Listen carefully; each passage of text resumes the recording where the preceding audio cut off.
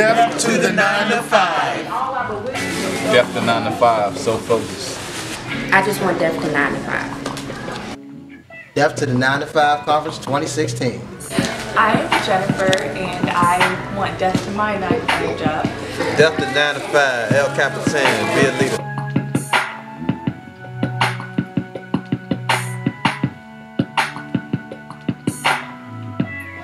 I think people should kill their 9 to 5 because why not do it yourself? I mean, everything that you're doing for somebody else, you can do it for yourself. The same way how they're hiring you to do their stuff, you can turn around and do that yourself.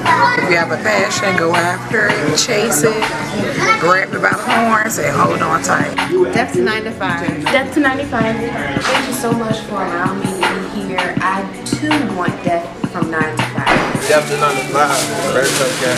Hi, I'm Marcia Owens of Common Sense. Death to the 9 to 5.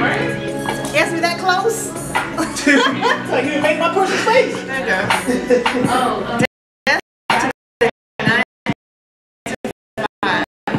Death to 9. Death to 9 to 5 is resurrecting. Believe after what it is that you're called to do. Thank you so much and be blessed.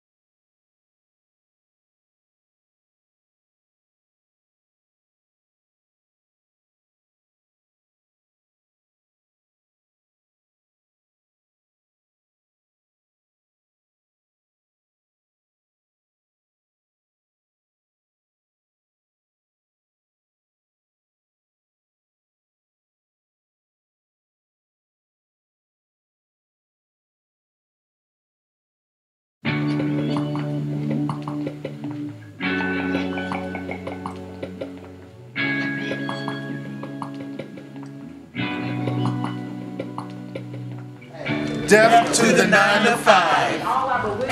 Death to 9 to 5, so focused.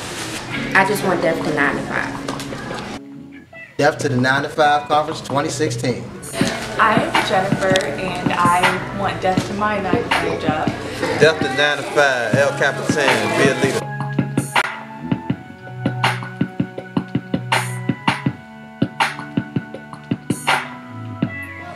I think people should kill their 9 to 5 because why not do it yourself? I mean, everything that you're doing for somebody else, you can do it for yourself. The same way how they're hiring you to do their stuff, you can turn around and do that yourself. If you have a passion, go after it, chase it, grab it by the horns, and hold on tight. Death to 9 to 5. Death to 95. Thank you so much for allowing me to be here. I too want death from 9 to 5. Death to 9 to 5, very tough guy. Hi, I'm Marcia Owens of Common Sense. Death to the 9 to 5. Is we that close? Like you make my person's face. Death to the 9 to 5. Death to the 9 to 5. Death to the 9 to 5. We want to resurrect your dreams. Really go after what it is that you're called to do. Thank you so much and be blessed.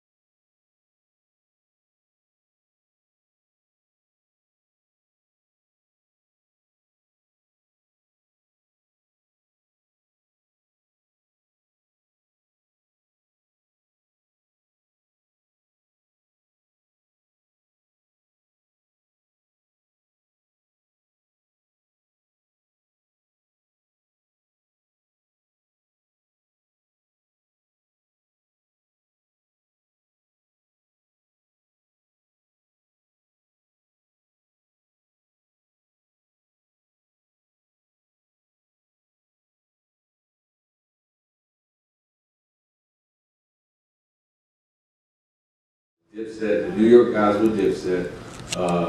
Like I said, I was born in Philly, so I had a group of guys in like Philly and Camden, and we were state property and Rockefeller Records. Like that's what it was. We dressed like that, and we were heavy on that, so we would always argue with everybody else. And we would sell like 800, 900 tickets, and the tickets was $20. So the way they give you the room for free, but they charge you like it's a hotel. I mean, like it's a wedding. They charge you for food and beverage. So I would just tell them that it's going to be however many people they say, 400 people, charge me per plate for 400 people, but I'm going to put 800 people in here. So it grew like that, and we started grossing 16,000, then they counted 27,000, next thing you know we counted 30,000, to the point where it grew to, I graduated in 08, took the all-white party to DC, and I mean I brought out 2,000. His hat? No. His pants. His pants, right? So his pants had our logo. So as I was saying, I was let go in 2011. A month after I was let go, my business partner called me. We're going through all those trials and tribulations of being chastised by my coach and being singled out, and I let it go. I always stumble on something. So we were coming off of a few losses. We had a concert with Rick Ross for CIAA, and we thought that, man, we book Rick Ross, we get to feel more. We tell everybody and promote it that it's going to pack out and everybody's going to come. But there's always competition. And basically, when it comes to promotion and business, man, especially with events, it goes to the highest bidder. Whoever's shoving out the most money on promotion and get the radio and all these different things is going to win. Well, that night we lost $55,000. Then we were also jerked by, we did the concert, we did the first hip hop concert with Yo Gotti at Chrysler Hall. Did the concert. My business license is registered in DC, so I put the event together with the persons who we did it with a 50-50 contract, and it's CMP Productions. Their business license is here. So I got the venue, but it was in their name. They took the check, basically. The proceeds from the Yo Gotti concert ran off with it. Now, I'm from the ghetto, you know what I mean? I got a brother doing a 12-year sentence right now in the federal penitentiary behind the Big Daddy's restaurant. I mean, it's gonna always go left, but then like I always tell people, Warren Buffett, your Jay-Z's, your P. Diddy's, every time something goes wrong and you take a loss, they can't go get a gun and hand it in the streets. You're a businessman. You're representing a brand. That's basically what I'm here, and that's what I represent. From those losses and with dealing with So Focused and stumbling across just having a house party and turning that into special events. So Focused was created to create lifelong and lasting memories and showing that there's a difference between a party and an event. You know what I mean? So going through those losses, we stumbled across this, and we really started. And that's when my business partner and I became full-time entrepreneurs. So, how you got my video right here? We got While I work? Yeah, we got to work. Oh, okay, that's perfect. So yeah, so anyway, so 10 minutes? All right, cool. So what I'm gonna do is, I'm gonna show the video because this is gonna go right into what branding and marketing, you're gonna notice something. So you can play the video.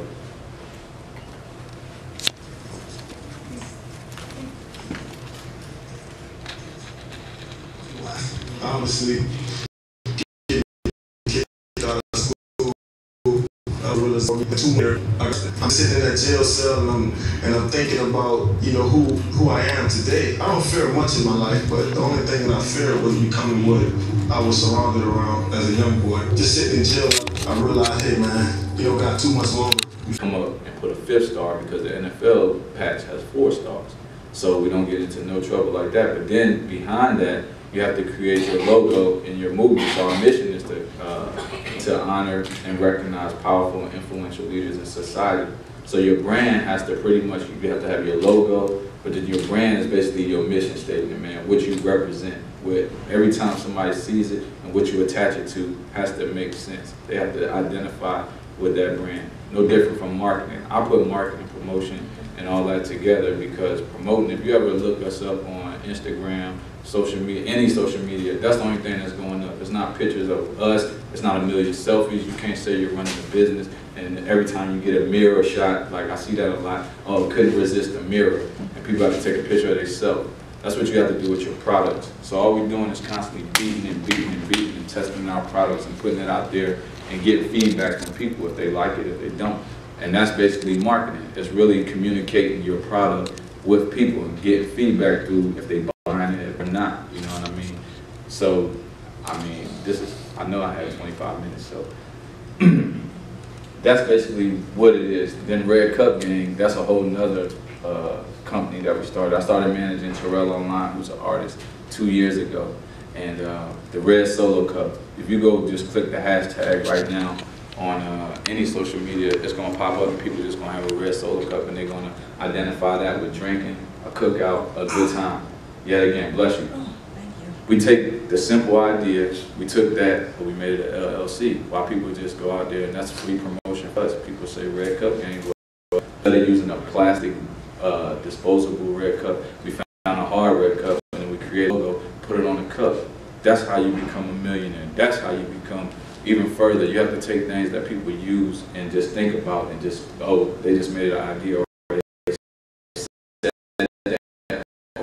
Plenty that you said, man, what you didn't do was act upon it and create it. So now, with what's going on in the music industry, we don't want to sign to no label.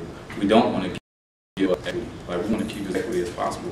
What Master P did, what Baby did with Cash Money, that's what we're doing with all our products. Because when we did start So Focused, I didn't have the sponsors and go through all the loops and writing up pretty, you know, proposals and all that. No, I played the numbers game. If I can get this certain amount of people to pay this much, and if I can go in there, okay, for instance, just like I would do any event, most people go out, they want to write up a proposal and get Ciroc and all these people. Well, I could talk directly to the venue, tell them, ask them how much would it cost per person to drink all night Ciroc. Okay, so say it's $50. I could take that $50, charge $150. You're going to drink all night Ciroc. I don't need Ciroc there. I'm just going to make sure that the venue is going to get their expense. I'm going to tack on what I want. I'm going to get $100 per person. Everything's out of the way. Most times you're going to spend $100 or more, $300 on a bottle that costs $30. Who wouldn't pay the $100 or $150 and I'm giving you open bar, open buffet? That's what it's all about, weeding them out. Now the same thing with the music. Good music will always travel, just how long you want to stay down with it. You could be like the rest of these artists that come out now and they got to come out with a brand after they blow up, but the record label now is touching your merchandise. They're touching your music sales, they're touching all your endorsements because you didn't believe in your brand. No, we start out the other way. We go through the struggle way. We get out here, we go out every day in the streets, whether it be DC. It always goes an hour because it's not enough time like to really dig in and really help who you can, because it's a will, man. You help one, they come back and help you. So thank you. And Carlo. Yeah, and you see, and then you can follow the rest of us, because to get into it in the meat and potatoes like I need to, man. And send me DMs, ask questions, whatever, man, because I do believe that everybody has something, like you do have something to where you can create off of your skill set. I didn't say don't work for nobody, because I work, but I work from 15 to 27. There's no way in 12 years I didn't accrue enough skills to get out here and start working for myself. Take the skills and use those companies. Use them for everything that you can. Use their database, get all of their clients that they use. Create those avenues for you to step away, or whenever they're done with you and they throw you away, just go ahead and use them, and then go ahead and start dealing with the people that they were dealing with, because everybody's a promoter. If you have a phone, you have contacts, you're a promoter. You gotta get the word out. You start first with text, you're a promoter. You're marketing. Instead of marketing yourself, I see girls all the time, they take their pictures with their behind, front, which they're marketing their ass. That's what we want to see. So if you flip that and market a product, instead of doing selfies and market a skill, it's no different. Everybody does it already. It's just all about what you want to sell. You can either sell yourself, you can sell a product. I'd rather sell a product. I'd rather sell a business. I'd rather sell a brand. So that's basically what it is. And, I mean, Tyrann Mathieu, he did the thing on NFL Fox. There was like multi-millions of people. But he's kind of straight. Once he started getting into the market, it was he was a little tight at the time. But the panel at the end, all I think is going to sit on the panel, and that's the chance that you guys can really, really dig into their knowledge and what they have to give you guys for your exact situation, which is why we did the panel. See if I can stand out. This is, remember, we need strips too, so we can write the questions down. We're going to ask you guys the questions at the end. Like I said before, thanks, James. As you can see, branding is what he does. Look, you can look at this table. Look at this crew. Everybody, everywhere. Like he said, he did come this morning with them flip flops on, with the Capital 10 stamp on it. Everywhere he goes, we did a podcast interview for the live interview. He had his head on. You can check his out, his Facebook out, his Instagram. Everywhere you see him, that he has El Capitano. That's what he does. That's what he's about. Branding. Plus his product placement, like he talked about. If you look through his Instagram, it's all kind of people. A lot of people you will recognize wearing his stuff. So doing the panel, that's a definitely good time to ask him how do you make that happen. I know he's willing to share it too. That's So for we sure. appreciate you coming out, sharing your good knowledge, man. We'll see you on the panel in a couple of minutes. Let's give away some more stuff. Yeah, we can do that. Yeah, we can get some more stuff. What about a book? Matter of fact, we can give away John Wayne Maxwell book because we have a John Maxwell person Who coming we up. have coming up next? Exactly.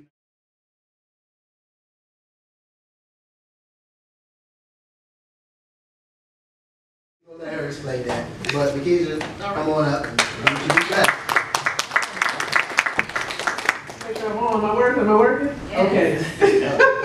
All right, how's everybody doing today? Great. Awesome, great. Yes, the podcast. You guys have to listen to the podcast. And it's interesting enough because I did go to Walmart the other day. It just really reminded me of everything that I talked about on that podcast episode. Running from Walmart. Okay, I'll start off with that. That's fine. And we did a story just talking about how in business, you know, you're starting your business, you're getting things going, and even in life, we're on this journey.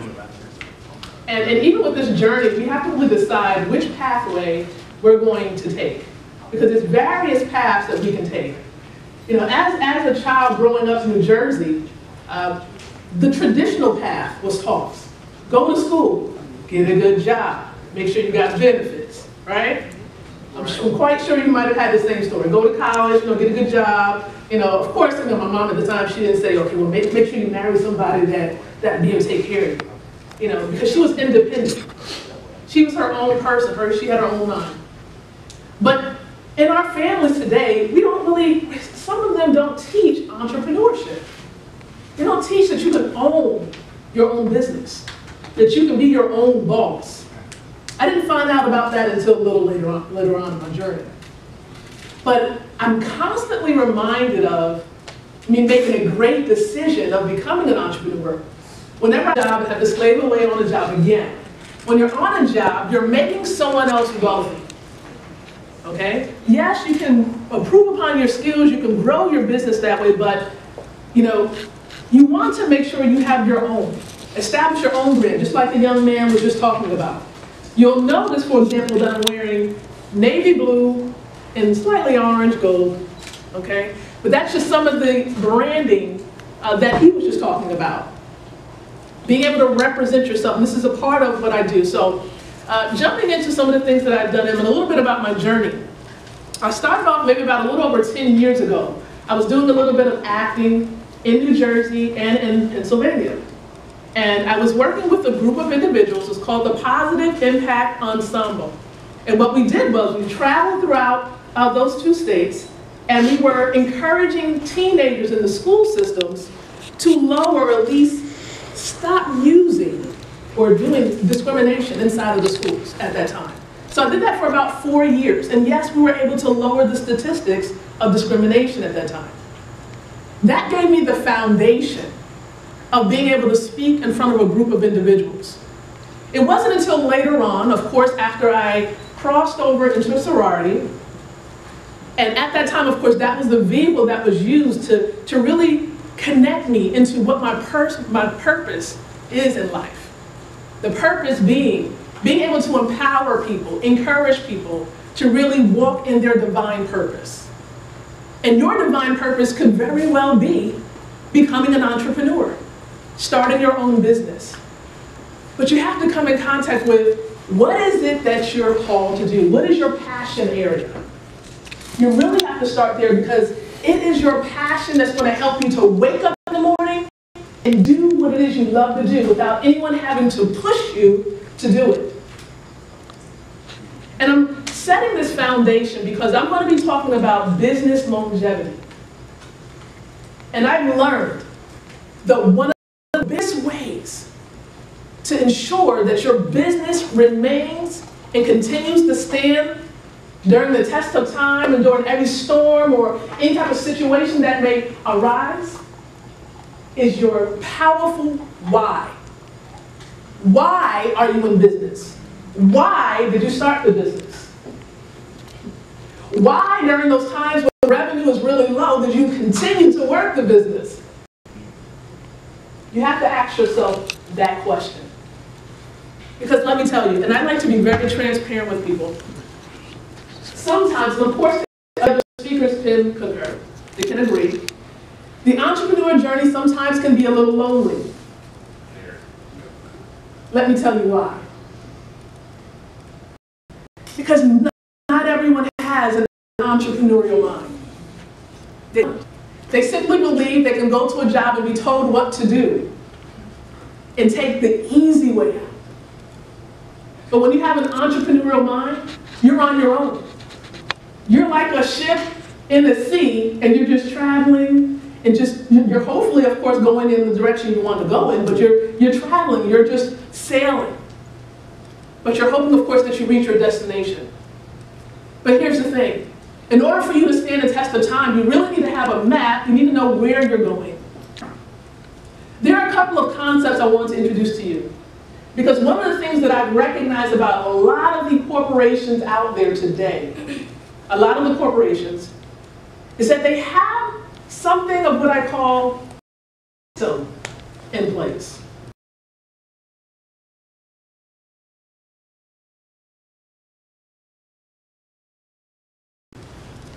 Well, we get to the stop sign, and my car shuts off.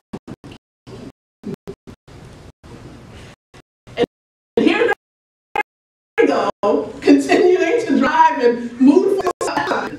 So even then, we try to start the car up a couple of times, and it was like, and it would not start. I was like, what's going on here? This is highly embarrassing. Okay, here I am with my husband, we're going out to eat with this couple who is just doing extremely well in business. Well, we were able to get the car to start. But you see what we had to do was, we had to open up the door and kind of push it with our leg. So we kind of felt like the Flintstones for a little minute, but we were able to get it going. And here's the thing. When you're on your journey and you're in business, sometimes you can't be afraid to get your feet dirty. You better preach. And not only that, you have to make sure that you have a system that works. Every business that stands the test of time, every business that stands today has a system. A system simply helps you to be able to implement certain processes in your business so that it flows. There's a constant flow, there's a constant way in which you're doing things inside of the business. And that's the system, and every business needs it, whether it's a small business, right? Whether it's you only working the business, you need a system, okay, a system. And not only that, you want to also make sure that some of your business is automated. Especially for those of you who are trying to get into an online type of business, you want to make sure you automate your business. And what I mean by automation is that you want to make sure you put certain things in place to allow your business to be hands-off. This means that you're grinding in there all the time, sending things out, but that things are being sent out on a schedule by itself. So those are two concepts I want you to think about today. System and automation. One thing that I've noticed about some of these huge corporations out there, and that I begin to slowly implement in my business, is the importance of teams. I'm going to give you a couple of examples of teams, and if you have questions later on about it, you can let me know and you can ask it. But one important team, of course, you want to make sure you have is, of course, depending on the type of business you have, is you want to make sure you either have a board of directors or a board of advisors, okay? That's an important team to have a part of the business. Some people that you can confide in, ask them questions, so you can learn more and actually grow your business even stronger. Another type of team that you want to have in place is affiliates, okay? Especially for those of you who are doing online businesses, affiliates. Affiliates are those individuals who have a common interest of yours, who do not mind promoting what it is you do. So say, for example, with this conference, and I might be giving them an idea, but with this conference, and I'm going to charge you guys after this, but with this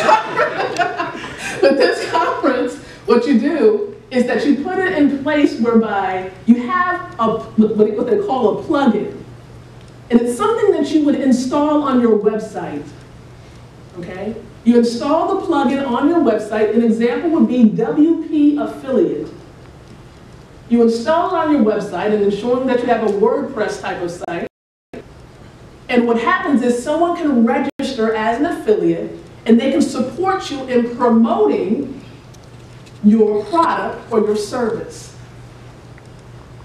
And what happens is the affiliate will then receive a commission because they're doing a lot of the legwork and promoting it. And so what happens? They may get maybe 25, 30% of the cost of that original product or service.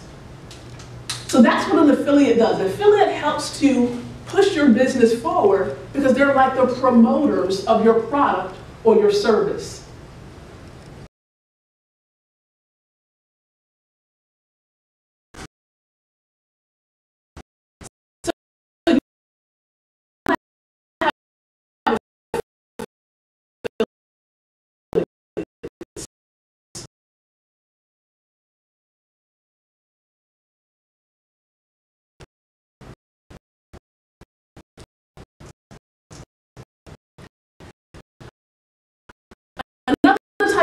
Team would be contractors or employees. You may be asking how many individuals are part of business? Maybe about 5. The majority are contractors or freelancers. You see the difference between employees, contractors. Employees have to consider this, right? You have to consider give days off. There are many things when it comes to employees. Versus contract freelancers, you have to give tests. They're like their own island, their own business. They have their own business, but they're just partnering and connecting with you to help you to achieve your tasks. Now, I'm going to say it's probably better for those of you starting out that you consider contractors or freelancers. And you can go on various sites to find them. One of which is Upwork.com. Upwork.com.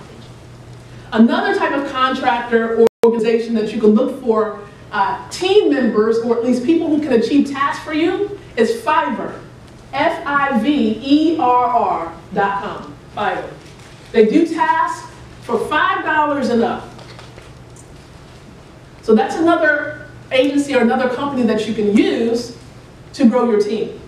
And the last type of team that I want to mention here would be a joint venture partner. Joint venture. For example, right? I could have partnered up with the leaders of Entrepreneurial Minds and put together this conference. We could have worked out an ordeal or an agreement and push the concept forward. And it would, of course, be beneficial for both companies. A joint venture, you're jointly coming together to promote a cause, product, or service. So that's another team. So you're putting business together and sure have some people in place. And those were the examples of the types of people or teams that you need to have in place. Another system that I want to go on to talk about is your lead generation team. This lead generation. First thing you do is grow your business. Have a business if you don't.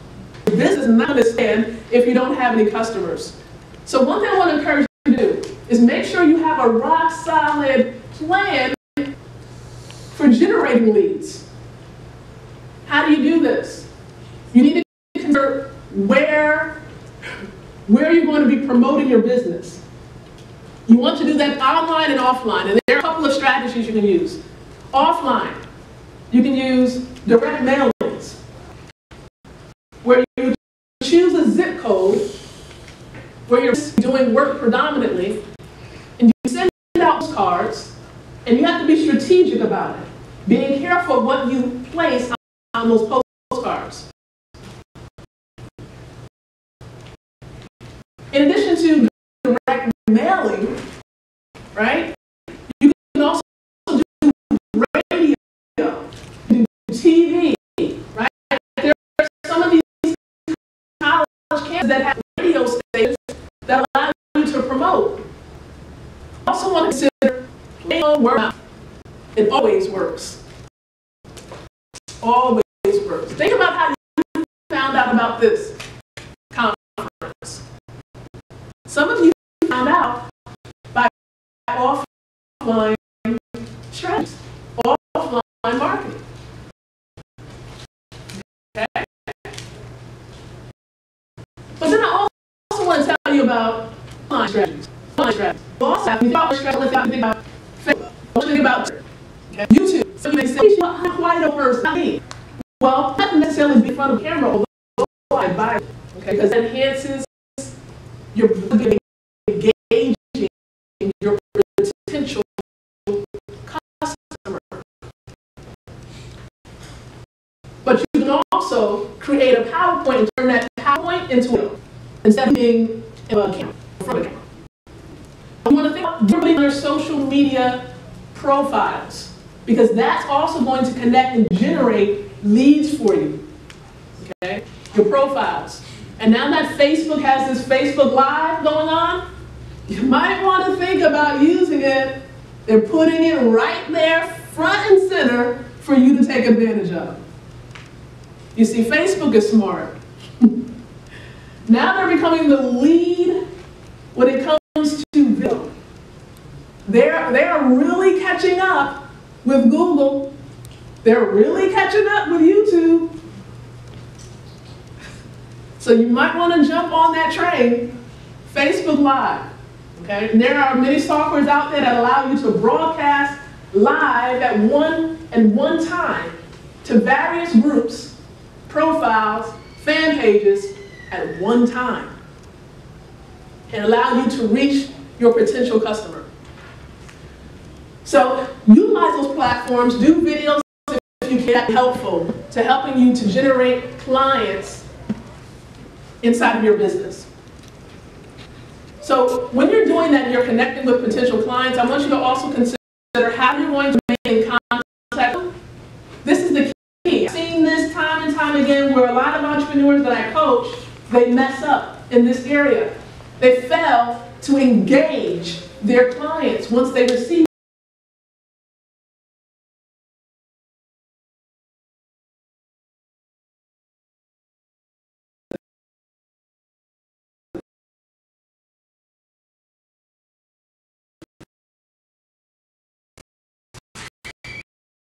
You can't get your client to say, well, thank you for your business, I appreciate it, and then you don't keep them ever. That's where they fail.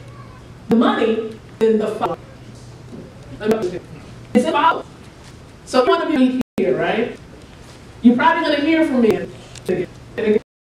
You'll see how it works. People begin the journey. It's important to move your potential leads down. Facebook is there. What happens if Facebook goes down?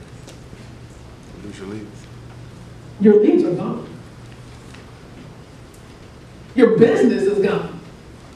If you're depending on Facebook, move your clients, move your potential leads who are not yet clients, move them onto an email list. There are various email marketing companies out there that you can utilize.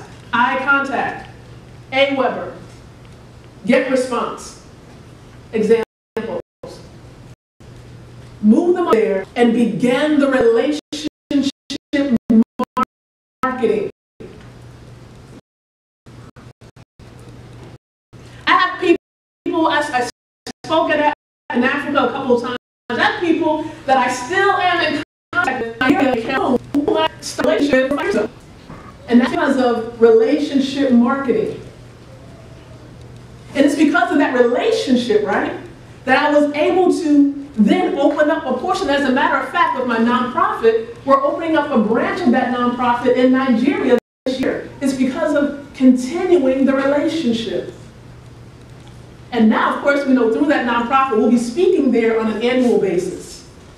Okay? Staying in contact with them, building relationship is important.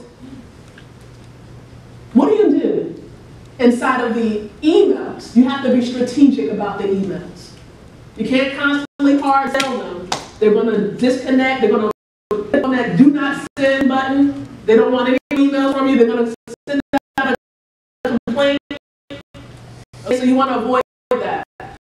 You want to give them, right, 80% education, 20% sales, 80% educational content, 20% sales regarding your products and your services.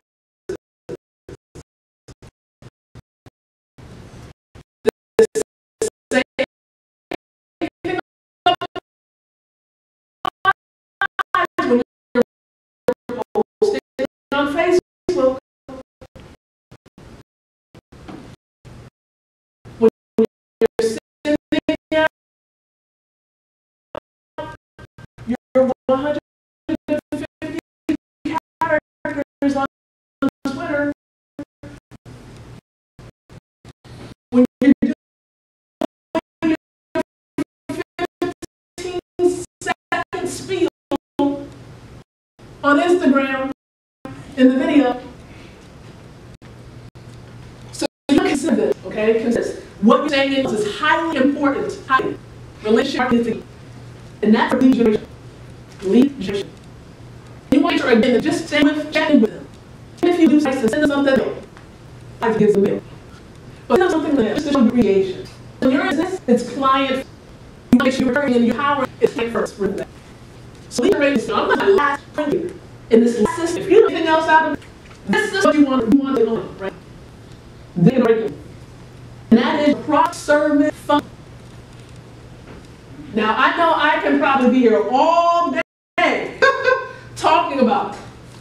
As you can see probably on my table, there are a couple of products there. Not all of them are there. There's just an example with the magazines that are there. That's just one of the brands, Legacy in the Making magazine, which is actually in over 20 countries right now as we speak. Ireland, Australia, and some other places.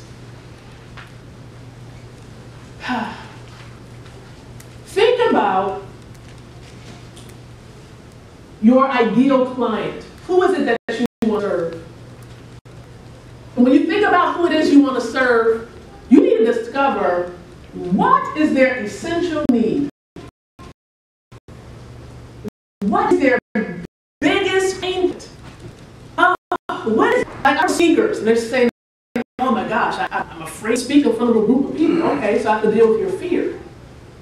So what can I do? What can I create? What solution can I brainstorm to help them with that issue, that pain that they're dealing with? Create a product or a service that will provide the solution for that concern. Let me give a prime example. Of course, if PD or your cell phone breaks, there's electronic companies out there that will provide a solution for you, right? Right. Think about you know why they're here to provide a solution for problems. Think about Sam's Club. What's the purpose of Sam's Club? What is the pain that Sam's Club is easing? Households, big households, as well as businesses, they need items on a discount. They need items in big bulk. They have big families. So Sam's Club and BJ's and Costco's and all these companies out here, they're helping to ease the problem of bulk and making it economical for people to buy items on bulk. Discount. That's the problem that they're working on. They're solving. They're making it easier for you to become a member right? So that you can get access to these items that they have in their store. So that's just a little bit of an example, okay? Little example. But think about what problems can you solve in your business and how you can create products and services around it. But I want you to think about it strategically. And I'll begin to wrap up with this, okay? You want to start off with what we call a lead magnet, something that's going to draw the people in, right? And I'm going to walk you through this, and I'm going to show you how it works. When each of you sign up for a consulting session, 15-minute consulting session, so that your business does not fail within the first 3 years, when you sign up for a consulting session, that's usually the door opener, right? That's the door opener to you coming in contact with what it is that I do. You get a little bit of an idea.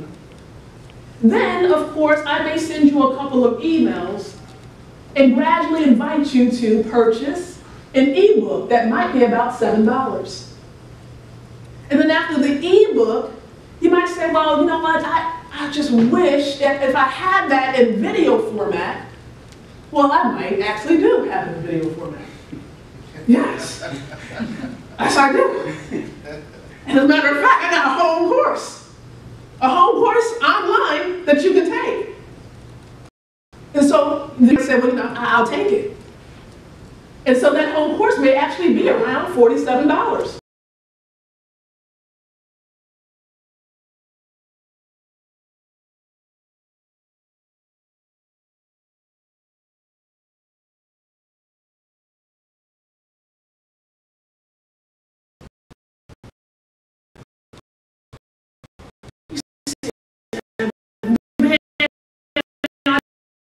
Wish I could Lakeisha one-on-one. Whoa, guess I have time for you. I got some time for you. That's right. Okay, so you'll begin to work with me one-on-one, and you know, the fees might be a bit higher at that because you're my individual time. But I might just squeeze and say, well, just some things to see if they're serious about what they're trying to solve their lives. So before working with me one-on-one, I might actually invite you to a membership and say, join this membership site. I want to see, of course, you know, whether you're committed to eating that pain point in your life. You're committed, and if you prove yourself that you're committed, then you know what? I'll work with you one-on-one. And I take on as a consistent consultant client or a coaching client. These are little examples of funnels. You see how you start off with free 15-minute consultation and you ease your way through it, through emails, through relationship marketing? That's exactly what you want to do in your business. As a matter of fact, that's exactly what Best Buys, Walmart, and all of these stores are doing. You just wait until Black Friday comes up. You get your little packet in the mail, like, here you go, right? All these TVs on sale, right? $100. You get over there, they said it's only 10 TVs. And there's a big old line outside the door. What did they just do? They eased you in with their lead magnet, their little booklet. They got you there at the store. Then you go to the TV, and then they got these DVDs on sale. Like, man, gotta get these DVDs. That'll go hand in hand with my TV. Whew! Now they got you to buy a TV and a DVD. So while you're there, guess what they also try to do? They say, you know what? You can put that on layaway. I'm like, layaway? So now they encourage you to get even more stuff while you're there. You see how all this works? They ease you in, then they suck you in, then they got you. And then you buy more and more things. They call that what we call an upsell. So they start off small, and then they grow bigger and bigger and bigger when it comes to services and products. So I'm going to encourage you to think about your product service funnel. Your product service funnel, because that is highly, highly important to have. So when it all comes down to it, when you're growing your business, and you want to grow your business for the long term, you're going to want to make sure that you have a system in place, and if possible, you automate that system. Thank you so much.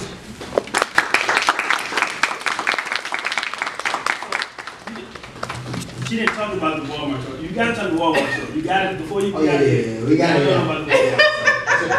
Our question on the podcast, we asked her, where in her life, like what exact moment, because she pinpointed, she had decided that she did not want to go the regular 9-to-5 route for the rest of her life. That's what we asked her. And we want her to share her answer. We was down laughing. It was funny to me. Well, one of the things, as I mentioned before, is that I did not want to end up retiring and having become a Walmart greeter. You will not see me saying, hey, welcome to Walmart. With my happy Walmart, you know, little logo on the back. That's something that you will not see me do. You will not see my kids do that. Because I believe in building your own brand, being your person, and also just being able to do things on your own term, being your own boss. And so that's what I'm avoiding to do. I'm running from Walmart, avoiding that future that most people, unfortunately,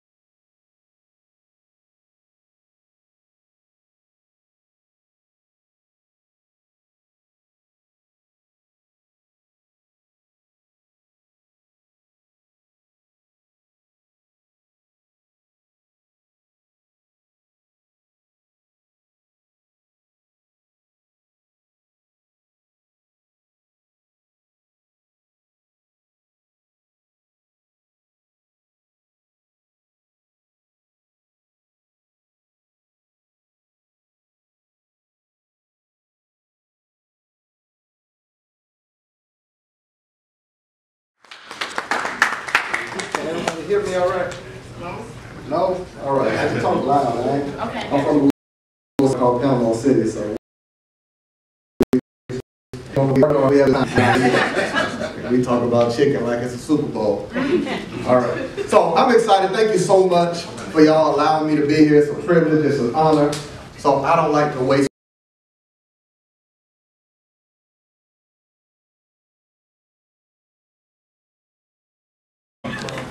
Hey, good afternoon. Good afternoon.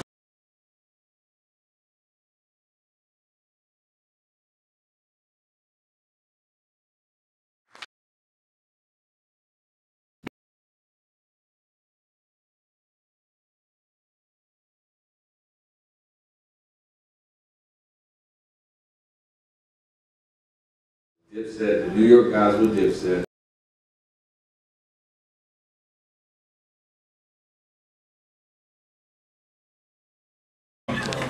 Hey, good afternoon. Good afternoon.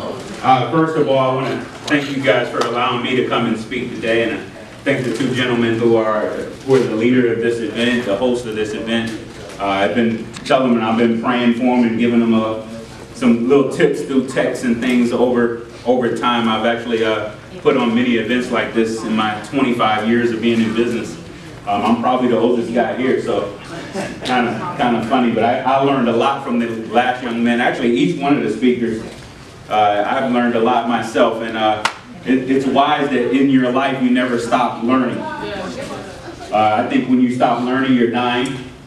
And one thing about leadership is in order to be an incredible leader, you have to master the art of following.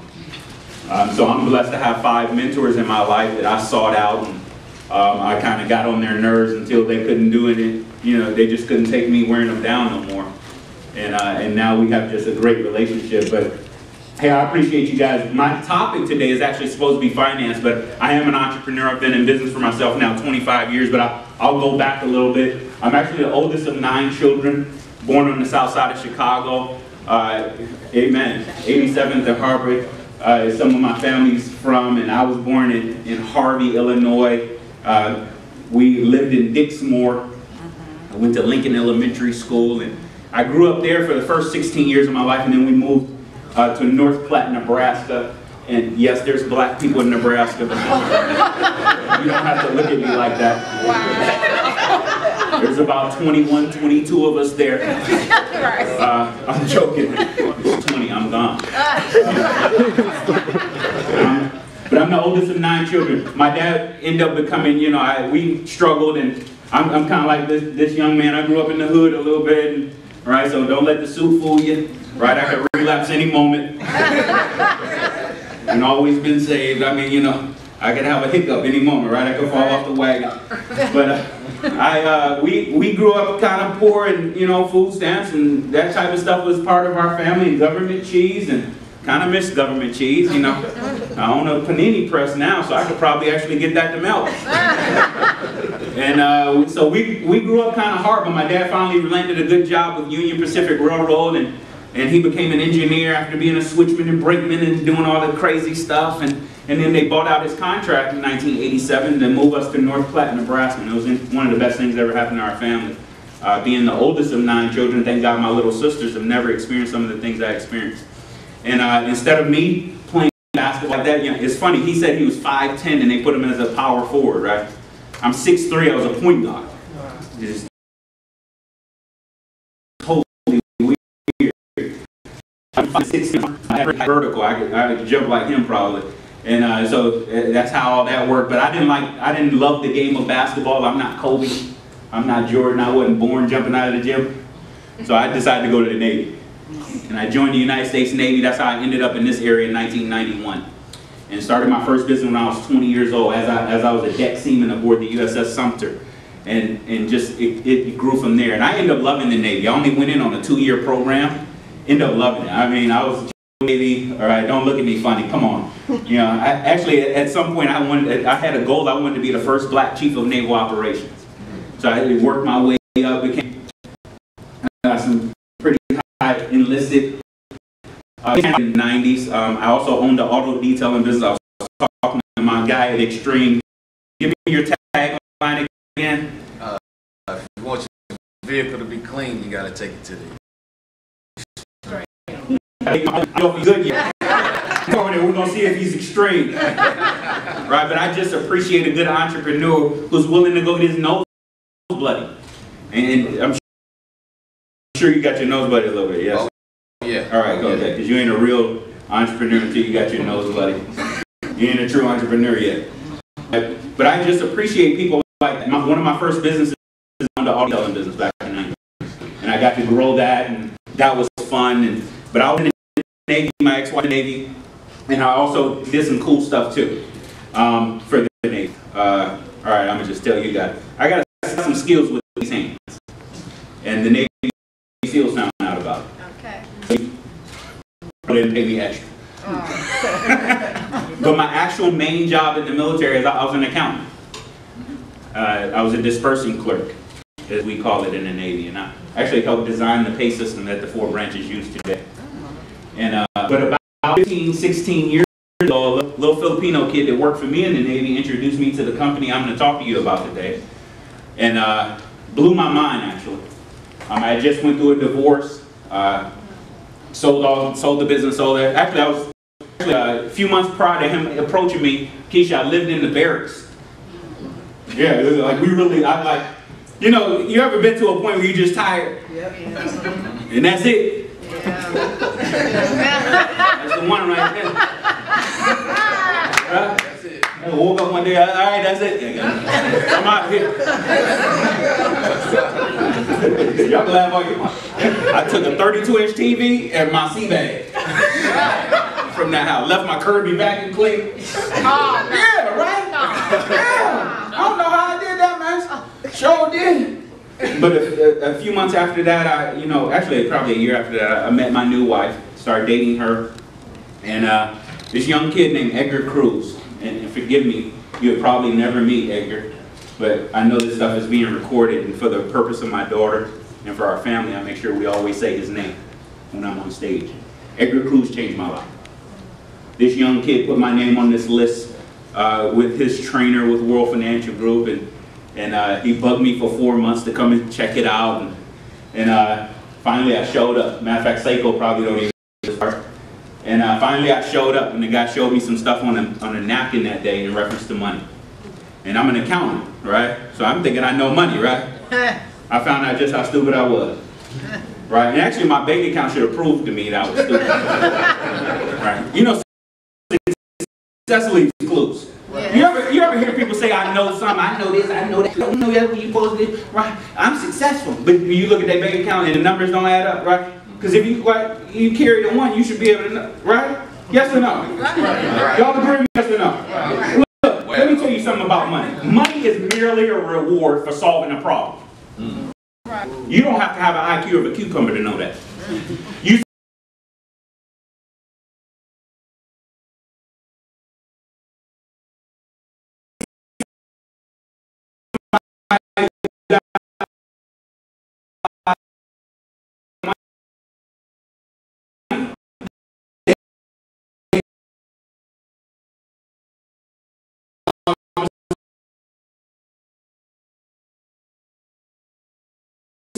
solve the problem. You see, right? I was a glorified bookkeeper. I tell people now I'm a recovering accountant. Give me a chance to come and work with them who had already planned in his mind on this.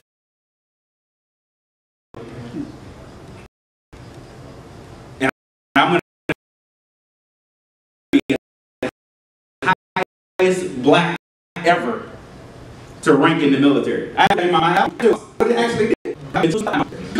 Is that true or false? True. Right? I came across that because by the time me and my ex-wife divorced, my oldest daughter didn't know me. I was gone a lot. Right? And that would bother you a little bit, yes or no? Yes. All right. And then I started working with this company part-time, and then my new wife, who was pregnant, right after September 11th, a message came to our command for me to go somewhere. Remember that skill? So this time the message, normally them little messages say 3 days, 7 days, hey, get on a helo here, right, and we'll be right back, right? No, this one said 180 days, right? So my officer in charge calls me and say, John, hey, they call me Ellen, my last name's Ellen. Ellen, look like you gotta go somewhere. You officer, hey, but don't tell Yabby, this is my wife, don't tell Yabby.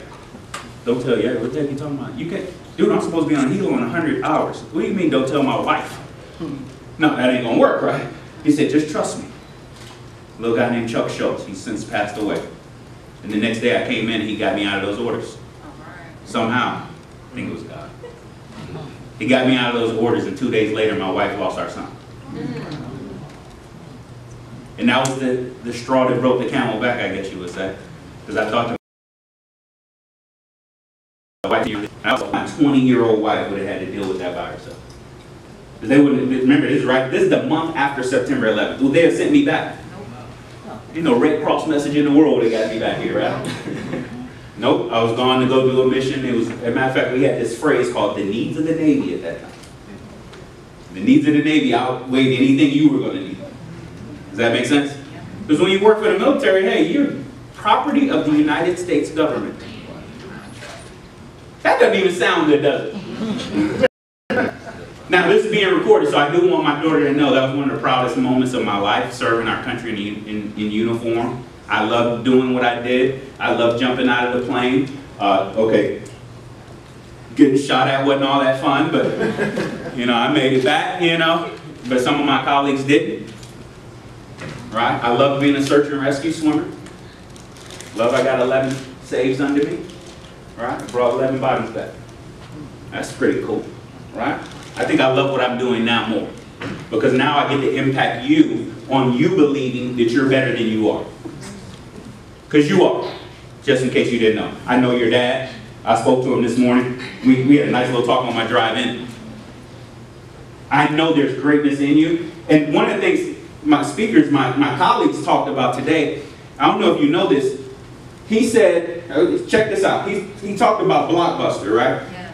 And he equated that and brought that into Redbox. Yes. Was it Redbox? Yeah. He's true, that is true. Redbox was started because the guy was overcharged. And just in case you didn't know, in leadership, normally leaders didn't want to be leaders. Like, ask them two guys back there, I hate for people to be calling me their mentor. Although it's something to do. For a couple of reasons. One, I don't think I'm qualified. For two, I'm concerned about them. Did you understand what I just said? I'm concerned that when, just play with me. I'm concerned this guy calls me his mentor, and this guy looks at him and be like, why? You understand what I'm saying? In other words, are they representing me properly out here? That's important, right? So in business, really, I want to let you know, right? In leadership, I'm talking about management, right? If you got a job, you probably deal with one of a manager. Leaders are in the trenches with you. Leaders don't say, go do this. We say, come go with me. We walk with you. We get out there, right? And all leaders, especially the ones I know, and I know some pretty big ones, right? If I start, I'm not going to name drop, but if I start dropping some names, you know them, right? All of them never wanted to be leaders. None of them. They saw a need. Because see, leaders aren't the first people who see opportunity. They're the ones that seize opportunity. Secondly, just like the red box guy, normally the reason they took a leadership position is they wanted to right a wrong. That's why they did it. Actually, the reason I'm in financial services, I wanted to right a wrong. I was a United States Navy accountant. I'm dealing with millions of dollars for the government. I paid the Navy's bills, right? I designed the pay scale. I paid all the sailors, and I didn't know how to handle mine. Isn't there something wrong with that? Right? And the facts are is they don't really teach us money in the United States, do they? Think back. How many economics classes? Other than learning how to balance a checkbook. Right? And a lot of people don't even teach you that no more. Well, I'm older than you, sweetheart. Back then they did teach you how to balance a checkbook. I don't remember it, but we got somebody to do that now. Yeah, but back then they did. But they don't teach you that stuff, do they? Now, isn't that funny? I want you to think about this. In the United States, right, out of the 50 states, right, there's only 4 states that require a child to go through an economics financial class to graduate from high school. 4. But 39 of them require them to go through sex education. So they're not going to teach your child what a mutual fund is, how to save, compound interest. They're going to teach them how to put a condom on. How to, I ain't here to preach to you, but have sex outside of marriage and right, just really screw your life up. Because most of our drama is self-inflicted. I'm going to say something you ain't going to like what I'm going to say, but I'm saying it anyway. Wherever you are right now in your life, you deserve exactly that. All right. Because you made the decisions that led up to it. Make sense? Yeah. And you have to start taking responsibility for your life. Right? Can I say something else to you guys? Is it okay? Go ahead. Dang, this is going to be on. I normally don't like this stuff right here, right? I say some radical stuff. All right. It's mostly African Americans in here. Yeah. I love y'all. I'm telling you this because I love you too. I gain nothing by telling you this. We need to change the way we move about things. Yes. There's only 2 people sitting on the front row. Stay with me. Do you know how many people died so you could sit on the front row? Yet we decide to sit in the back. That's a mindset. Do you know that? That's a mindset. And just, hey, this is an entrepreneur conference, right? So I'm going to talk about money. Yep, I'm going to help you with that. All the stuff they said is absolutely true. Branding is absolutely true. But all of it's a mindset. And if you don't get your mind right, you ain't never going to do nothing worth anything talking about. And I'm here to impact the world and make great things happen and impact a lot of people. I don't just want to be successful. I'm successful a long time ago. I'm a faithful husband. I'm an attentive dad. I'm a minister of the gospel. I lead people. I'm already successful. I want to be significant. When I die, I want a whole bunch of y'all crying. I want y'all jacked up and you can't get yourself together. But I only do that if I impact you and your life becomes better and the courses of your family's generation get better. Yes? Would you agree with me, yes or no? Absolutely. Right? So we need to change our mindset. It's very rarely, I run a decent sized, business and organization, and my wife's over there running it right now. At least in our Virginia Beach office, she's over there right now in town center. And there's some things happening over there, and there's probably, 60, 70, 80 people that showed up this morning. I don't know, I haven't got the reports and I ain't looked at the text, I don't want to know yet. Right? Sometimes entrepreneurs, we can get ticked off by some numbers. Right? When I'm providing stuff for you, I'm expecting you to show up, right? So I'm not going to look at it till after I'm done. Right? I want to give you guys my best. Right? But very rarely am I sitting in very rarely am I sitting in the back. Matter of fact, when the dude came, didn't I come right to the front? First I stood up, matter of fact, you know me too well too. He saw me stand up and I was like, he said, oh, John on fire now. Go back there and get my iPad, because I need to take notes. I'm using some of your stuff just in case you didn't know. I'll give you credit, I'll say your name. Proprietary product. Yeah, go ahead, man. Right? He can't put a copyright on words, can he? Right? But I sent him a few dollars, sent him a Starbucks gift card or something. It is your second time hearing me speak to them. I spoke to Sam's Club for you guys. Didn't I? I used to cut your hair. Huh? And I used to cut your hair. And you used to cut my hair. Dang. That's right, huh? So, today I'm going to share with you guys some business principles, but I'm going to talk to you about money too. Is that fair? Yeah. Right? Because I need you to get your money right. And I need you to stop listening to broke people. Matter of fact, let's start there. Anybody who knows something, anybody who has something you don't have, knows something you don't know. Right? Secondly, stop thinking everybody trying to scam you. The Bible says for me to seek wise counsel on things. Is that true or false? Right? Money is one topic I notice in the world nobody goes and seeks counsel for. So your body jacked up, you go talk to somebody. Your mind messed up, right? Y'all got psychiatrists and carrying on, y'all taking Ritalin and whatever y'all take, right? And you go see somebody. But your money jacked up, now I got this. How in the world you think you're going to fix it? Because you can't solve a problem at the same level of consciousness that it was created. The same brain that created the problem can't fix the problem. So you need to increase. Yes or no?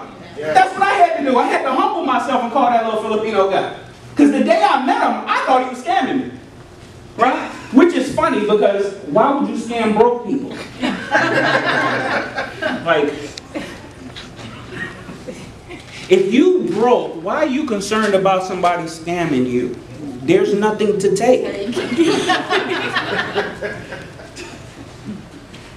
That's just simple math. Is that right? Yes or no? So we have to change our mindsets. That's all that happened to me. Matter of fact, how many of you guys heard that phrase, the rich get richer and the poor get poor? Y'all heard that phrase? Look, y'all finished it. Okay. The only difference between rich people and poor people is the way they think. It's not money. It's not money. Listen to me. I have over 1,500 clients now. I promise you it's not money. I got proof. Swing by my office. Right? Well, I can't show you the actual files, but I can give you some numbers. The only difference is, why? I'm a little black here from the south side. I don't know if y'all notice I'm black. Okay, I'm from the south side of Chicago. Can you imagine how jacked up how many of y'all know anything about Chicago? Can you imagine how jacked up my thinking was about like 9 different things, right? But let's stay with money today, though. my thinking was, oh my God, right? Right? God's a deliverer, though. So I'm delivered. All I did was I started changing my thinking about finances and money. And if you change your thinking, it would change your habits. And your habits will change the results. Yes or no? Like, I work out every day, right? because I'm tired of having a pony cake. So I want at least a 2-pack. You right? I would like to have we're trying, you know, I'm going to Cancun in a couple of weeks, so I like to have a 4-pack. You know, my wife is 10 years younger than me. Stay with me here. Can y'all think what I'm doing? I got a house full of women. Ain't no man. I'm the only, which is actually kind of cool. We get ready to adopt, and I'm not sure if I even want a boy now because they do treat me like the king in there. But you know, he might take some of my thunder. You know, I got a house full of women, so it's a lot of testosterone. I go through toilet paper like nobody's business. That's why I got a Sam's Club and a Costco membership. Are we going through it? Right? So I get up every day. Listen, I'm joking with y'all, but I get up every day and head to Mount Trashmore or run from my house out of Town Square and then around this place and do this thing and over the woods and right? All because I didn't get a pony keg overnight, did I? No, that happened over, you know, a number of years of, you know, my wife is Spanish, so she's, you know, all that rice and the, right? So I had to change my habits, yes or no? Yes. Right? That's anything in life though. Anything in life, you got to change your habits. You got to change your thinking about it first. You got to change your habits, then it'll change the results you get. Does that make sense? Yes? Let's talk about money. You guys ready to talk about money? Now, I am going to talk about my company. You guys okay with that? Were you too late now? Shouldn't have invited me. And actually talk about my company. Like, even to this day, certain places I go, like a lot of churches call me and like, I had a pretty good talk with a certain man of God. And I'm not going to say it. Trying not to keep names out of this, right? But I speak at churches all over the country and teach financial stewardship and help people get their mind right on this stuff. Because I want you all to be wealthy. Matter of fact, how many of you guys want to be wealthy? Raise your hand. Raise your hand. Raise your hand. No, seriously, raise your hand. Matter of fact, lock your elbow. Lock your elbow. Lock your daggone elbow. Because I'm going to teach you something, because you probably didn't think of it this way. If you don't want to be rich or wealthy, you selfish. You only thinking about you. You are thinking about us four and no more. Nobody said you had to live in an 11,000 square foot home, did they? Nobody said you had to drive a Bentley. Did I say that? Hey, you might still live in the same house you live in right now. But if you were worth a couple million, you could give away a lot more, couldn't you? Money is merely a tool, guys.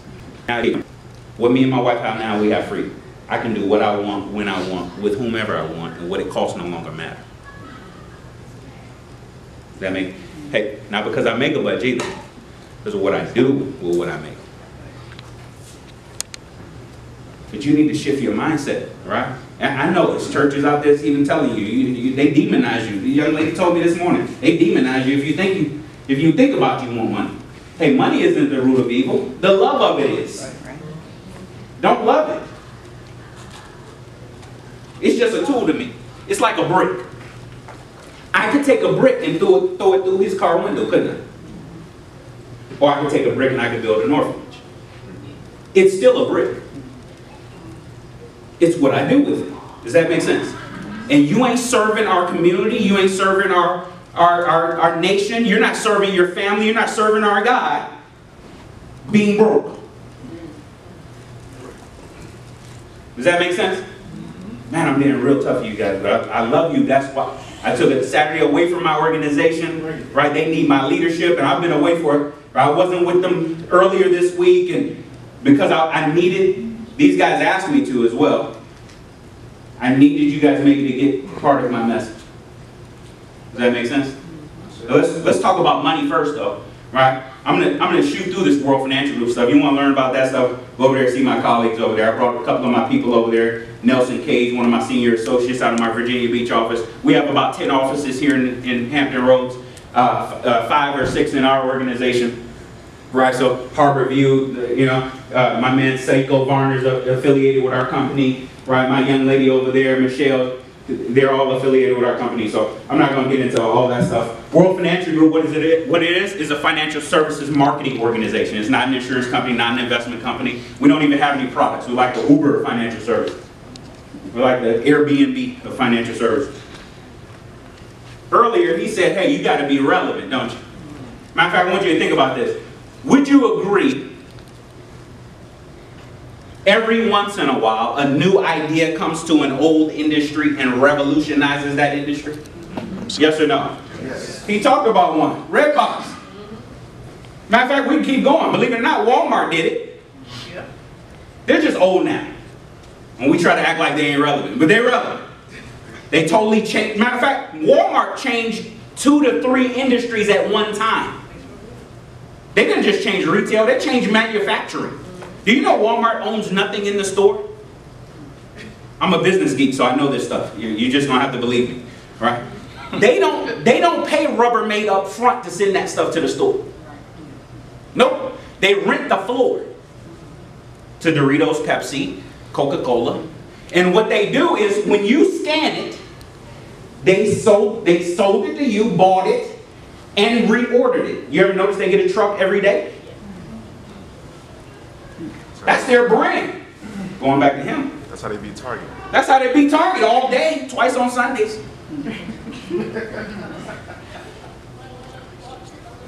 Right? Yeah, my family ain't even allowed to go to Target no more. That's something else. All right? Let your imagination go with that. Right? See, my money ain't my money. It's God's money. I'm just a steward of it, so I can't just be doing anything I want with it. Right? That's just how I think, though. You stay where you are. That's how I think. Right? But they revolutionized business. Every once in a while, a new idea comes to an old industry. Starbucks did it, didn't they? Just in case you didn't know, Starbucks don't sell coffee. They sell a lifestyle. They sell status. Because you actually think you somebody because you got that cup in your hand. And I'm a coffee connoisseur. I'm like a coffee aficionado, if you will. Right? That coffee sucks. You should have stopped at the 7-Eleven if you want me to tell you the truth. That coffee sucks, right? You go there to get the frou-frou drinks, right? The raspberry latte thing, right? Because for coffee, it sucks. All right? And I've had coffee, been around the world 4 times, guys. Dude. That coffee sucks. Trust me, you don't want it. But they changed the market, didn't they? Yes? Yeah. Right? Now, how did they do that? Because we're talking about business, right? So I'm helping you in marketing too. I'm helping you with all the other things my speakers, my colleagues told you about. You got to find a product or service that people want and need before they even know they want and need it, and provide it in an efficient manner, and you're prepared to get wealthy. I'll say that again. You need to find a product or service that people want and need before they even know they want and need, and provide it in an efficient manner, and you're prepared to get wealthy. So as you're sitting here thinking, whatever business you have in mind, is it that? Just think about it. Just marinate on that for a minute, right? Like he said, now that's a professional speaker. Why in the world am I going after him anyway? That guy's good. I'm thinking about hiring him to do something. Hey man, you need to come and speak to the, you know, right? We're gonna put on a convention later on this year, man. I just came from Vegas. You sound like one of us, except none of us went through your training. I mean, good Lord, that dude good, right? All he did was he marketed himself, right? Because I got some videos I'm gonna show you later. It's gonna show you that knowledge isn't power. Only applied knowledge is power. It's a bunch of broke people walking around with college degrees. So it's not about the degree, it's about how you market it. Does that make sense? Yeah. So if you can, matter of fact, let me go back to that. Provide a product or service that we want and need before we even knew we wanted and needed. Now I'm probably the one or the second, at least the first or second oldest person in the room today. How many of y'all got one of these? No, it's totally different than a phone. This is a smartphone. You know why they call them smartphones, right? Because they make us stupid. Like all of us don't know 10 phone numbers off the top of our head no more. Because of this thing. Is that true? Yes, am I wrong or right? That's true. Okay. Some of us are in this room old enough to remember when we didn't have these. I ain't gonna point you out. Calm down. Yes? Yes. Okay, check this out. They provided a service and product that we wanted and needed before we even knew we wanted and needed, didn't we? Yes or no? Yes. He talked about the recession. Do you know the iPhone 4 came out during the height of the recession and it sold out in America, in North America, in 37 minutes? I didn't say it sold out at Best Buy on Independence in 37 minutes. I said in America.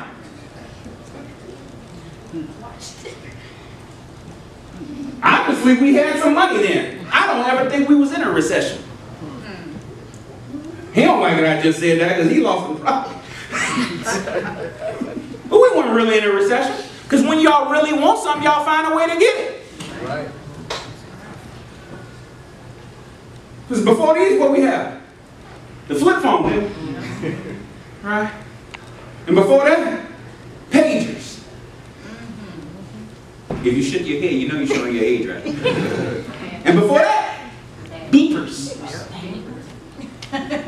Yeah, that's when a number didn't come up on it. It just beep, beep, beep, beep, beep. And you had to figure out the 3 people that you gave the number to and call all 3 of them. So you pulled over to 7-Eleven, you kept some change in your thing. Yeah, I'm old enough to remember that. Some of y'all are too, huh? They over here reminiscing. Hey, you remember that? Yeah, I remember that. Right? They provided a product that we wanted and needed before we even knew we wanted and needed. And actually, that's what my company has done in the financial industry, because most companies like mine only deal with rich people. And the reason we went from dead last in 1991 to now the largest financial marketing company in the United States and Canada is because of that one thing. We market to the right type of people. Does that make sense? Couple of things. World Financial Group's mission is actually to help people from all walks of life build and protect your wealth. Right? So as I talk, I want you to consider a couple of questions. How many people need to know this message I'm getting ready to share with you? Second, I ain't even started yet. Hold on. Wait right there. All right.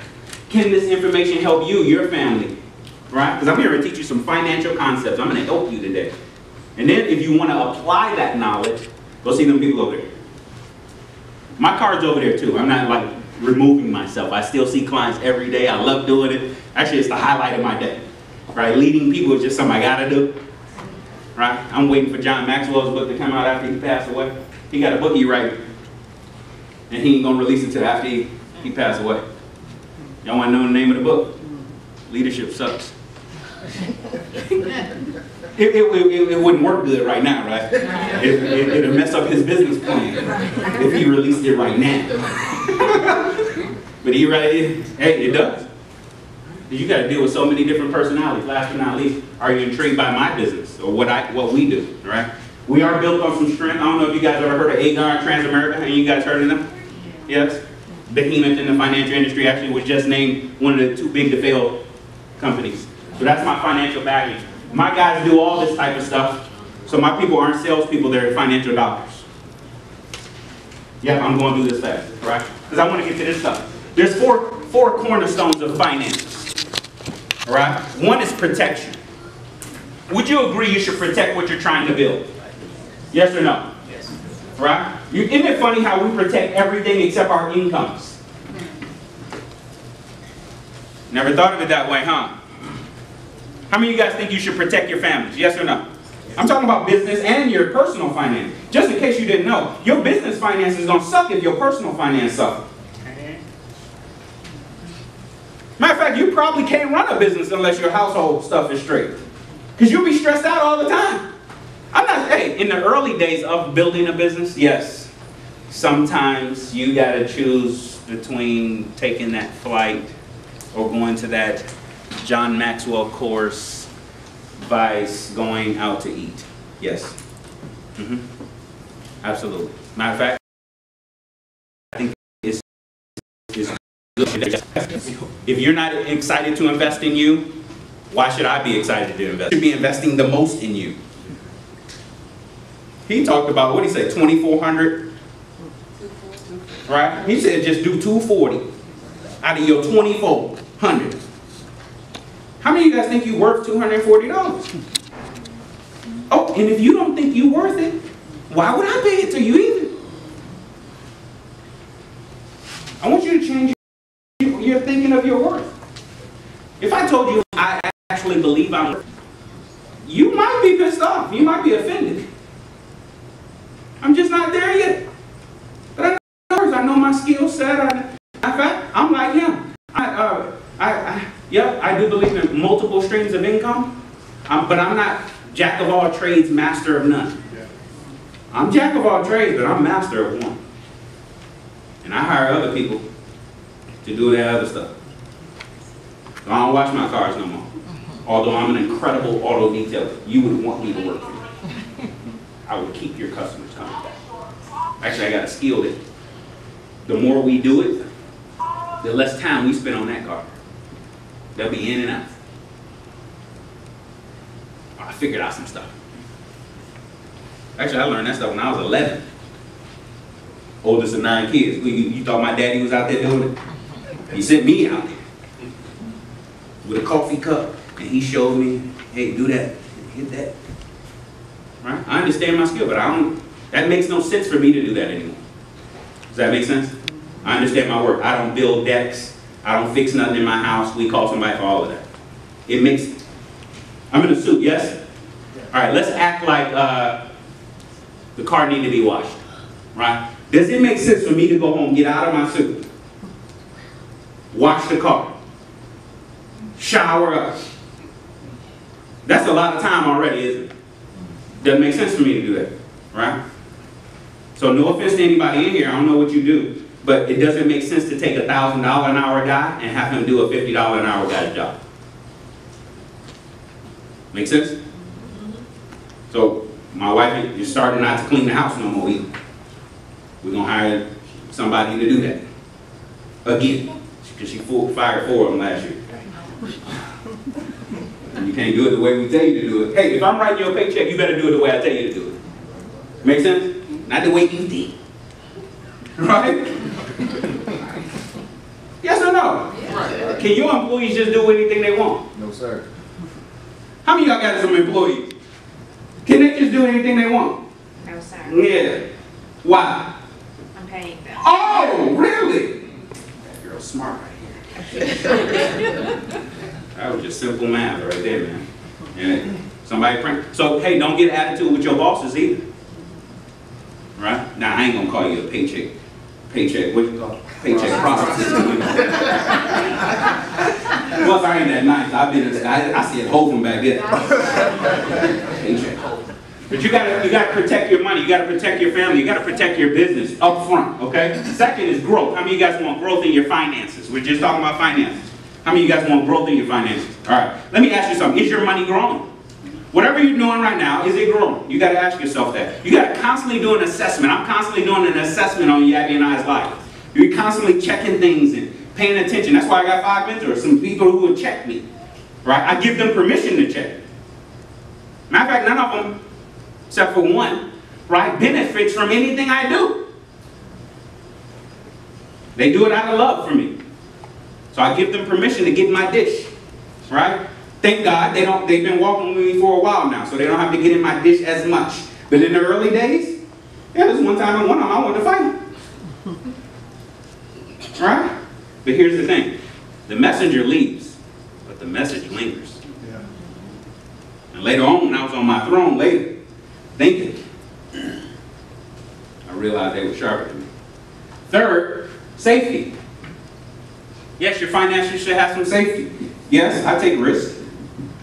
Should I take risks with everything? What do you think? This is for you. And last but not least, tax advantages. How many of you guys agree that you need some tax advantages in your... I don't mind paying taxes. This pays our military.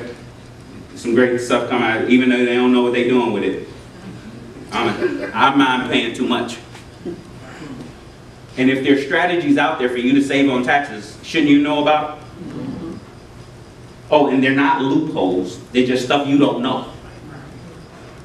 Rich people can afford to pay guys like me that know that stuff. They don't know it either. They pay guys like me. Make sense? So let's get into some of this, right? I'm going to talk about proper protection. Believe it or not, I'm talking about insurance. Right? Yep, I know you don't like talking about it. I'm going to tell you the truth though, it's the foundation of your financial plan. It's the foundation. It's protecting what you're trying to build.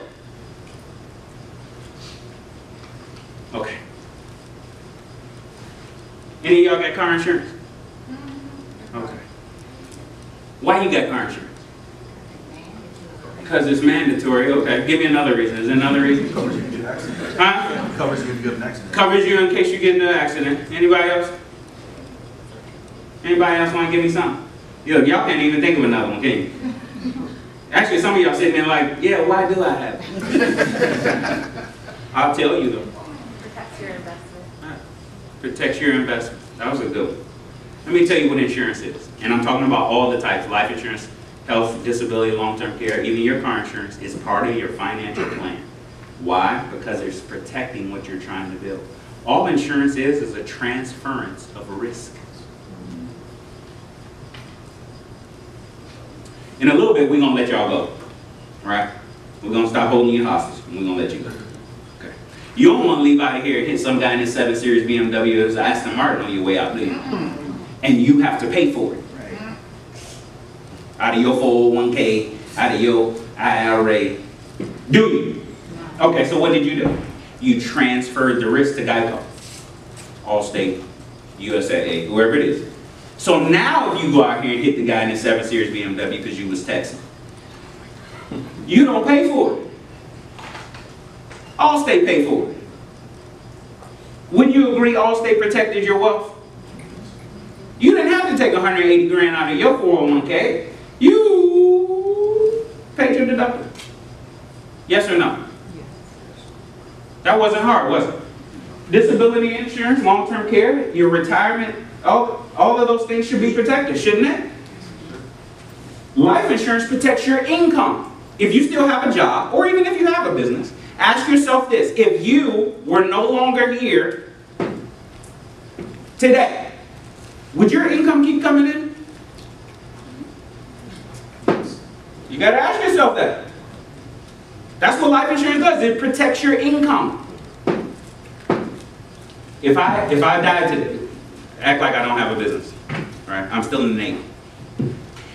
If I died today, would the Navy want to continue sending my paycheck home? No, they don't want to send it now, right? Okay. But if I left my wife enough in life insurance, let's say 10 to 15 times my income, that's how much you should have. In the black community, this is what I see. 10,000, 15,000, I got enough to bury me.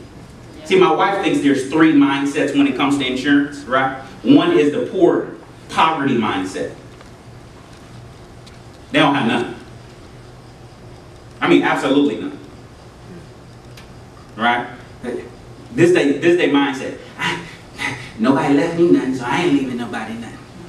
I ain't trying to have them be rich after all for me. Poor get poor. Because they probably got some debt too, though. Oh, welcome to the Commonwealth of Virginia. Your debt go to somebody. Only ones that don't go to somebody, federal student loans. That's it. Everything else, they can legally go after one of your family members. Legally.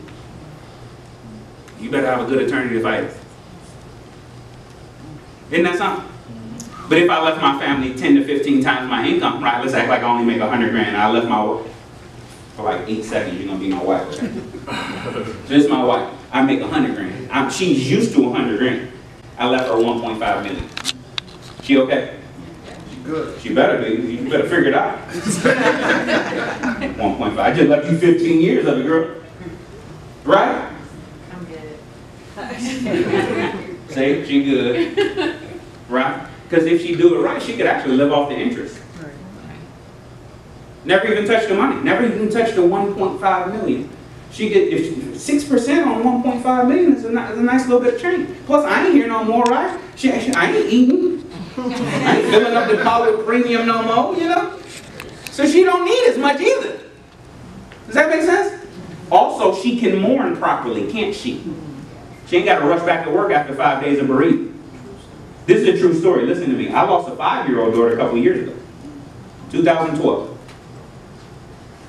My daughter got sick, CHKD. That's why health insurance is so important. My daughter got sick, admitted to CHKD February 7, 2012. She's fought for her life for 50 days. Good Lord wanted his daughter home, so he called her home. Right? I can't be mad at him. It was his daughter. I was just a steward of her.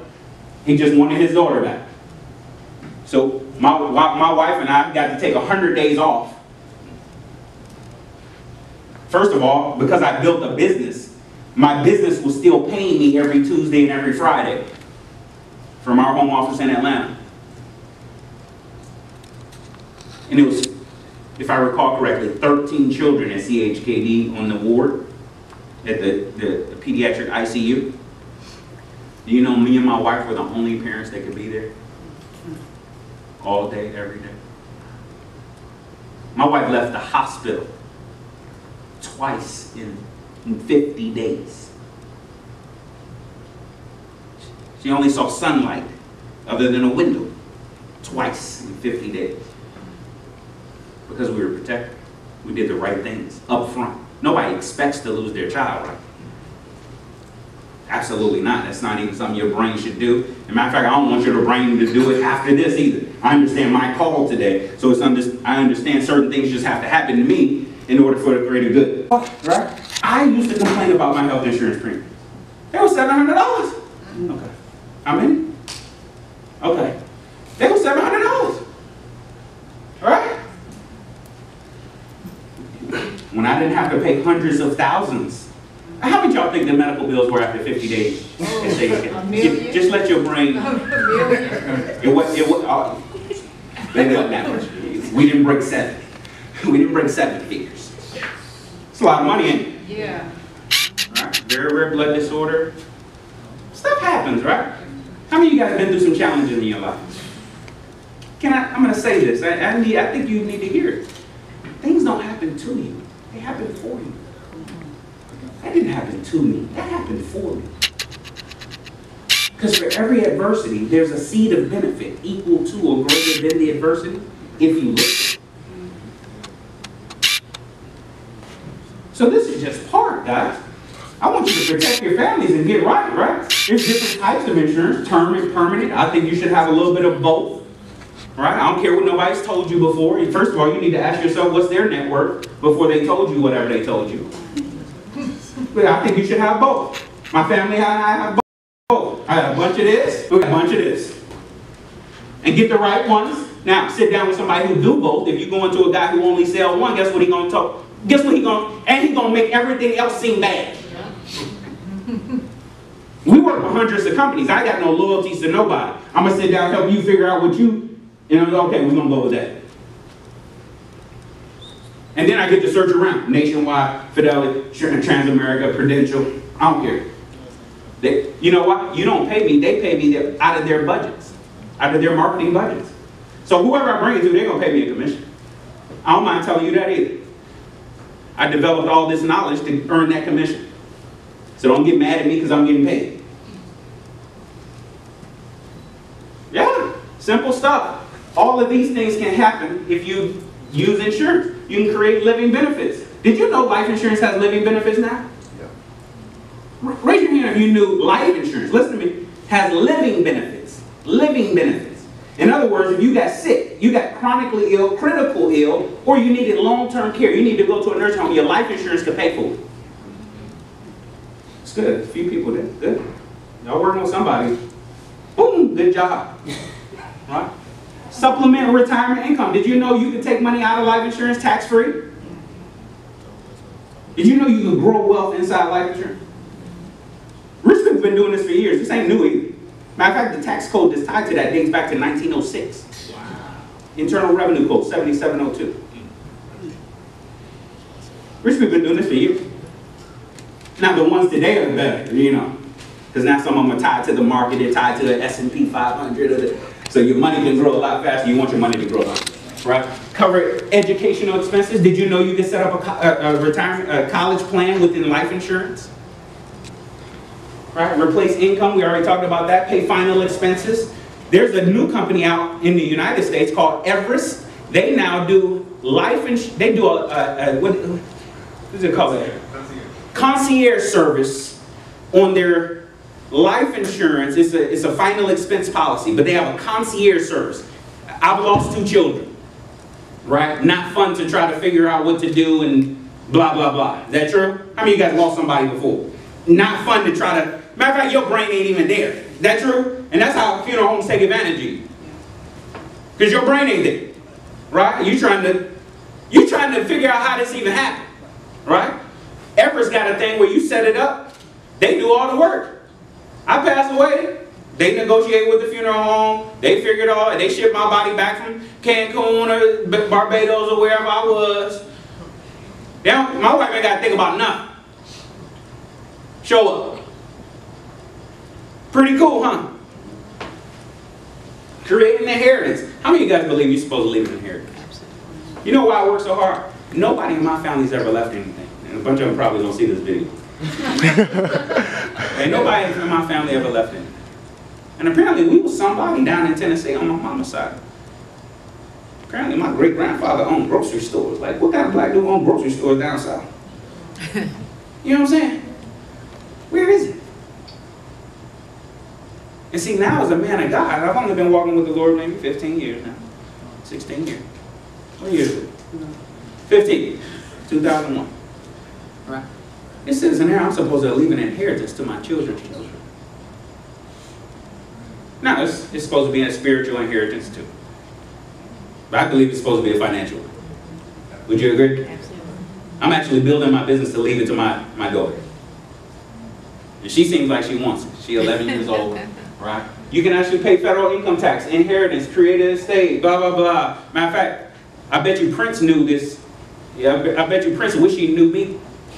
Did you know Prince, because he didn't have his stuff in order, his family, federal, have to pay 43.4% in federal estate taxes? 43.4% within 9 months of his death. State of Minnesota gonna get 9.85%. All because he didn't call me. I flew to Minnesota. You know, it gotta be the right time of the year. It's cold down there. You know what I'm saying? But I flew to Minnesota. I would have wanted a favor later, you know. My 15-year anniversary coming up. I'm like, Prince, I need you to sing a little something. You know, how my wife, you know. Does that make sense? Right? How many of you guys think you probably need to relook at your insurance position? Yes? Good. Not you, I'm your advisor. You making it look better. Oh, you were just raising your hand out of, okay. I got my 1-year meeting coming up. That's right, you do have your 1-year anniversary coming up. That's cool. How many of you guys heard of compound interest? I'm getting ready to speed up. Really? Raise your hand again? Sweet, do you know how it works? Raise your hand if you know how it works.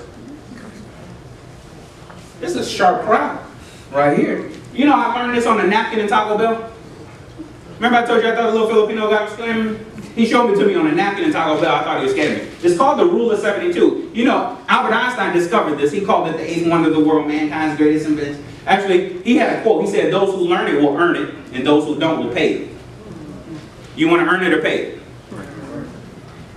According to him, you take the number of your interest, whatever your money's earning. So let's say your money's earning 1%, 2, 8, 4, 6, right? If it's 4, right, divide whatever your interest is into 72, and what that equals is the number of years it's going to take for your money to double.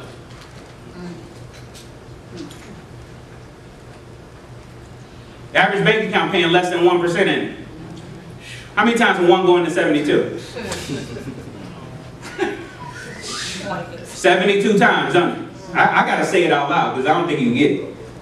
72 times. It would take 72 years for $100 to turn into $200 sitting in your savings account. You willing to wait? Here's the sad thing. There's no bank in Hampton Roads paying 1%. Navy Federal is paying its lowest in history, 0.25. This is the first time in history Bank of America is paying more than Navy Federal. Are you paying attention? Actually, that's the only reason I'm showing you this. I'm not getting ready to show you, hey, I can do 12, I can do 36%. No, I just want you to pay attention. Because if I get a poll right here, I got a funny feeling more than 90% of the people in this room can't tell me what their money earned in the last 12 months.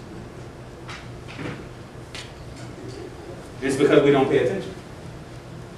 4 going to 72, 18 times, right? So, what's your name? Corey. Corey looks about, she's under 29, but you're going to be 29 today. all right? She younger than that anyway, right? If she had a 4% account, she put 10 grand in there. You don't need 10 grand, but just for my math, right? For the PowerPoint, right? Uh-oh. I got it. All right, thank you. That scared me. Every 18 years, your money's gonna double just from it sitting there. Just from sitting there. So 18 years later, you'll be 47, you got 20,000. 18 after that, you're 65, got 40,000. Is that pretty good for her, guys? Yes. That's pretty. God, yeah, I know she can't retire on it. Stop looking at me like that, right? That was a 10,000 one time, right? But that's a heck of a lot better than what one was doing, isn't it? What if she was actually adding an extra $100 a month, $200 a month, $300 a month? What if she was saving $10 a day? What the number would be then? What if she found a place to earn 8%? See, most people think if I double my interest, I double my money. That's not how compound interest works. No. It's not just your money earning interest. It's the interest earning interest too. That's why it's compounding. So now 8% doubling twice as fast. That's not double, is it? What if she found a place to earn 12? 12 going to 72, 6 times every 6 years, money would double just from it sitting there. She did not. She did put 10 grand. Matter of fact, let's back up. She got 10 grand here, right? Shake your head, yes. Okay. And she got 10 grand here, yes. Right? She didn't change the money. She changed what she did with the money. And that's the big difference. And that's the big difference in money. Matter of fact, where y'all rather put y'all money? Here or here? Take your time. Y'all want to phone a friend? You want to ask the audience? I sound like an idiot even asking you. But most of the people me and you know they're not doing this either. It's not because they're bad people. Oh, it's not because they don't have a lot of money. Yes, my industry has told you you need a lot of money to get started, haven't they? No, you just need to start. Hey, you don't have to answer, but you don't have 10 grand right now, do you? Say no. Even if you had to, just say no for my purpose. All right. Could you save $5 a day? How many of y'all could save $5 a day? Well, like you could save $5 a day and you still got 36 years left, because that's 36 years. I'm going to be here till 114, so I know I got 36 years. Okay. Do you know $5 a day is $150 a month, $1,800 a year?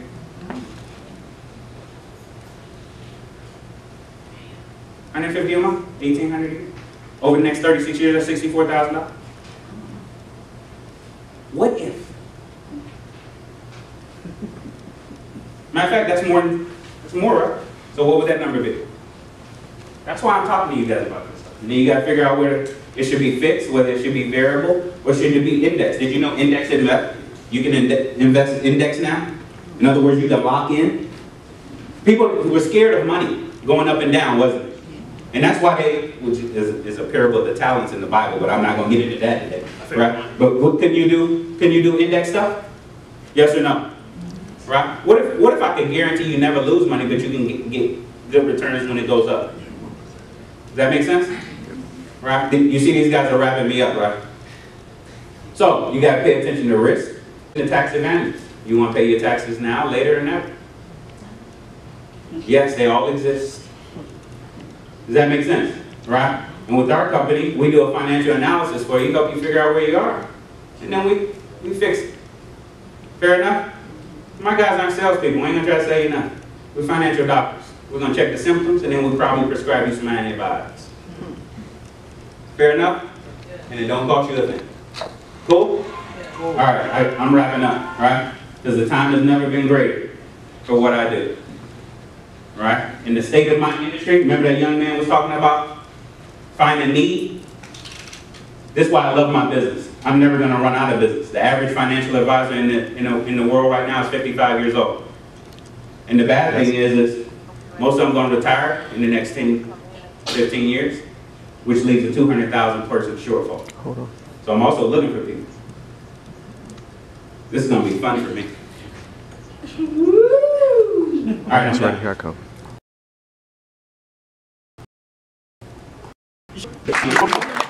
Take that passion and make something out of it. You know, get that why and make a different life for yourself and for your kids. So, thank you, Mr. Johnson. Appreciate you, man. Great thing. So everybody should have a feedback form. You gotta have one. And if you need a pen, we'll give you a pen. So fill it out for us. We're going to give away some more stuff. I have a pen. If you guys don't have a pen, you can raise your hand. You ready? You raise your hand with your pen.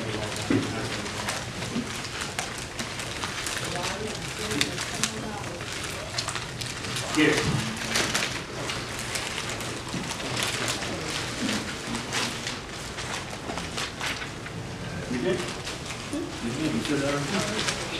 There you go. While you guys do that, we'll be setting up for the panel. So for everybody, we did give you guys little strips, question strips. So after we set these up and you guys fill out the feedback forms, we'll come around and take those from you guys. We gave you that so that you don't forget your question while you're going through our speakers, of course. And then while the panel's going on, we will pull questions from the bucket, but also allow you guys to just ask them as well, whatever comes to you throughout the time.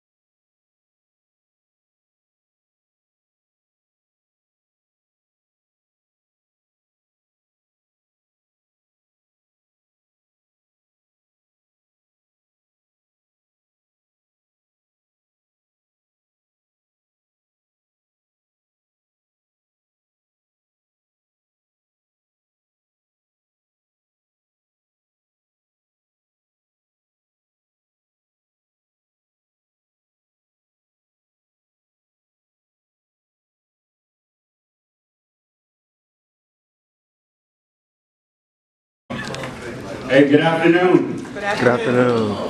First of all, I want to thank you guys for allowing me to come and speak today, and thank the two gentlemen who are the leader of this event, the host of this event.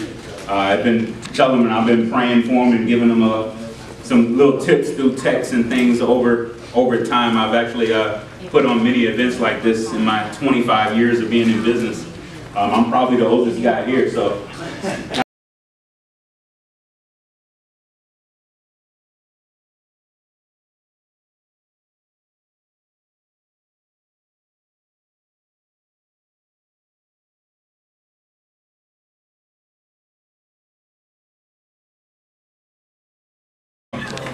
Hey, good afternoon.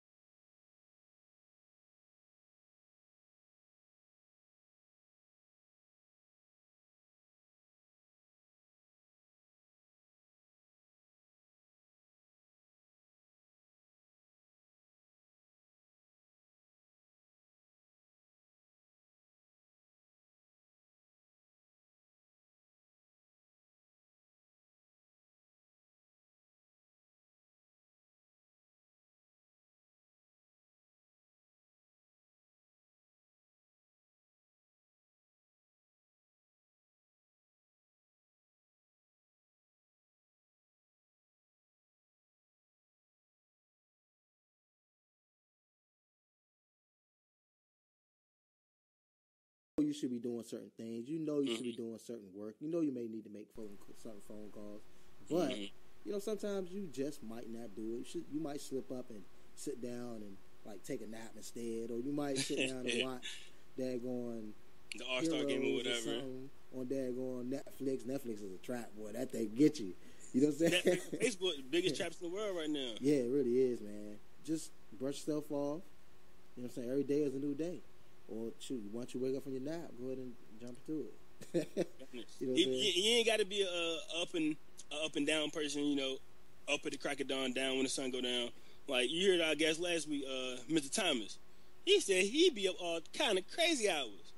But he making them numbers. He making it work because he got up and just do it. Yeah, he get to sleep. Yeah, he go take that nap. But when he up working. You know what I mean? He got that dream to accomplish. He got that big fish to fry. Yeah, I mean, plus he's got himself to the point where he can, you know what I'm saying, he can go to sleep a little bit in, because, you know what I'm saying, he automated his business. He done spent the time over the first couple of years, you know what I'm saying, to be able to do that. But he ain't doing that no more though, since he got that mentor though. Able to do that, but he ain't doing that no. This is Entre.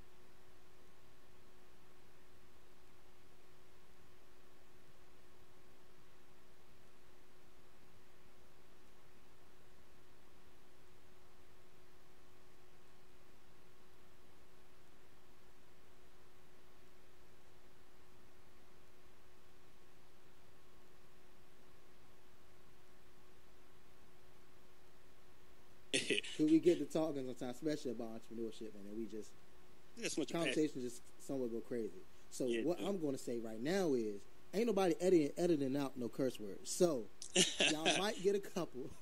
We're going to try to keep it down to a minimum, though. You know what I'm saying? Try to censor ourselves. But apologies in advance. Sure enough. So what we got for the day, man? What we saying we were going to talk about? Today's show, we're going to talk about the most important part of being an entrepreneur. Just do it. Just do it. It's just that simple. Just do it. We know the research is important. We know the networking is important. We know doing the work is important. But before all that happens, you got to get up there and get started. You got to put your best foot forward, and you got to get going. That is the biggest thing that separates those who make it and those who don't at all, is taking action. Every show that I listen to, every book that I read, every millionaire that I've studied, and everything.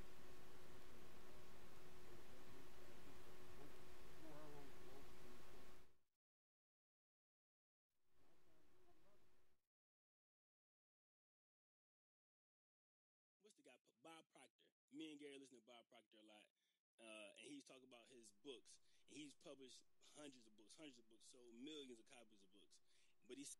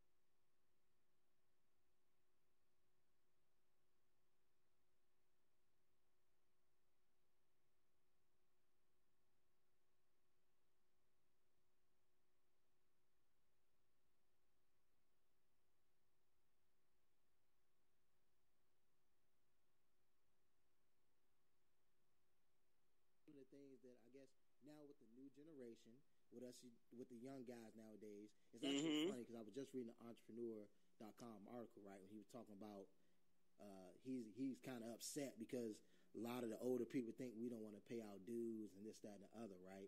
But that's also, it goes into the conversation of business plans, right? Right. Because a lot of people think that you must have a business plan. You got to have a business plan. But this is Entrepreneurial Minds, episode number 7.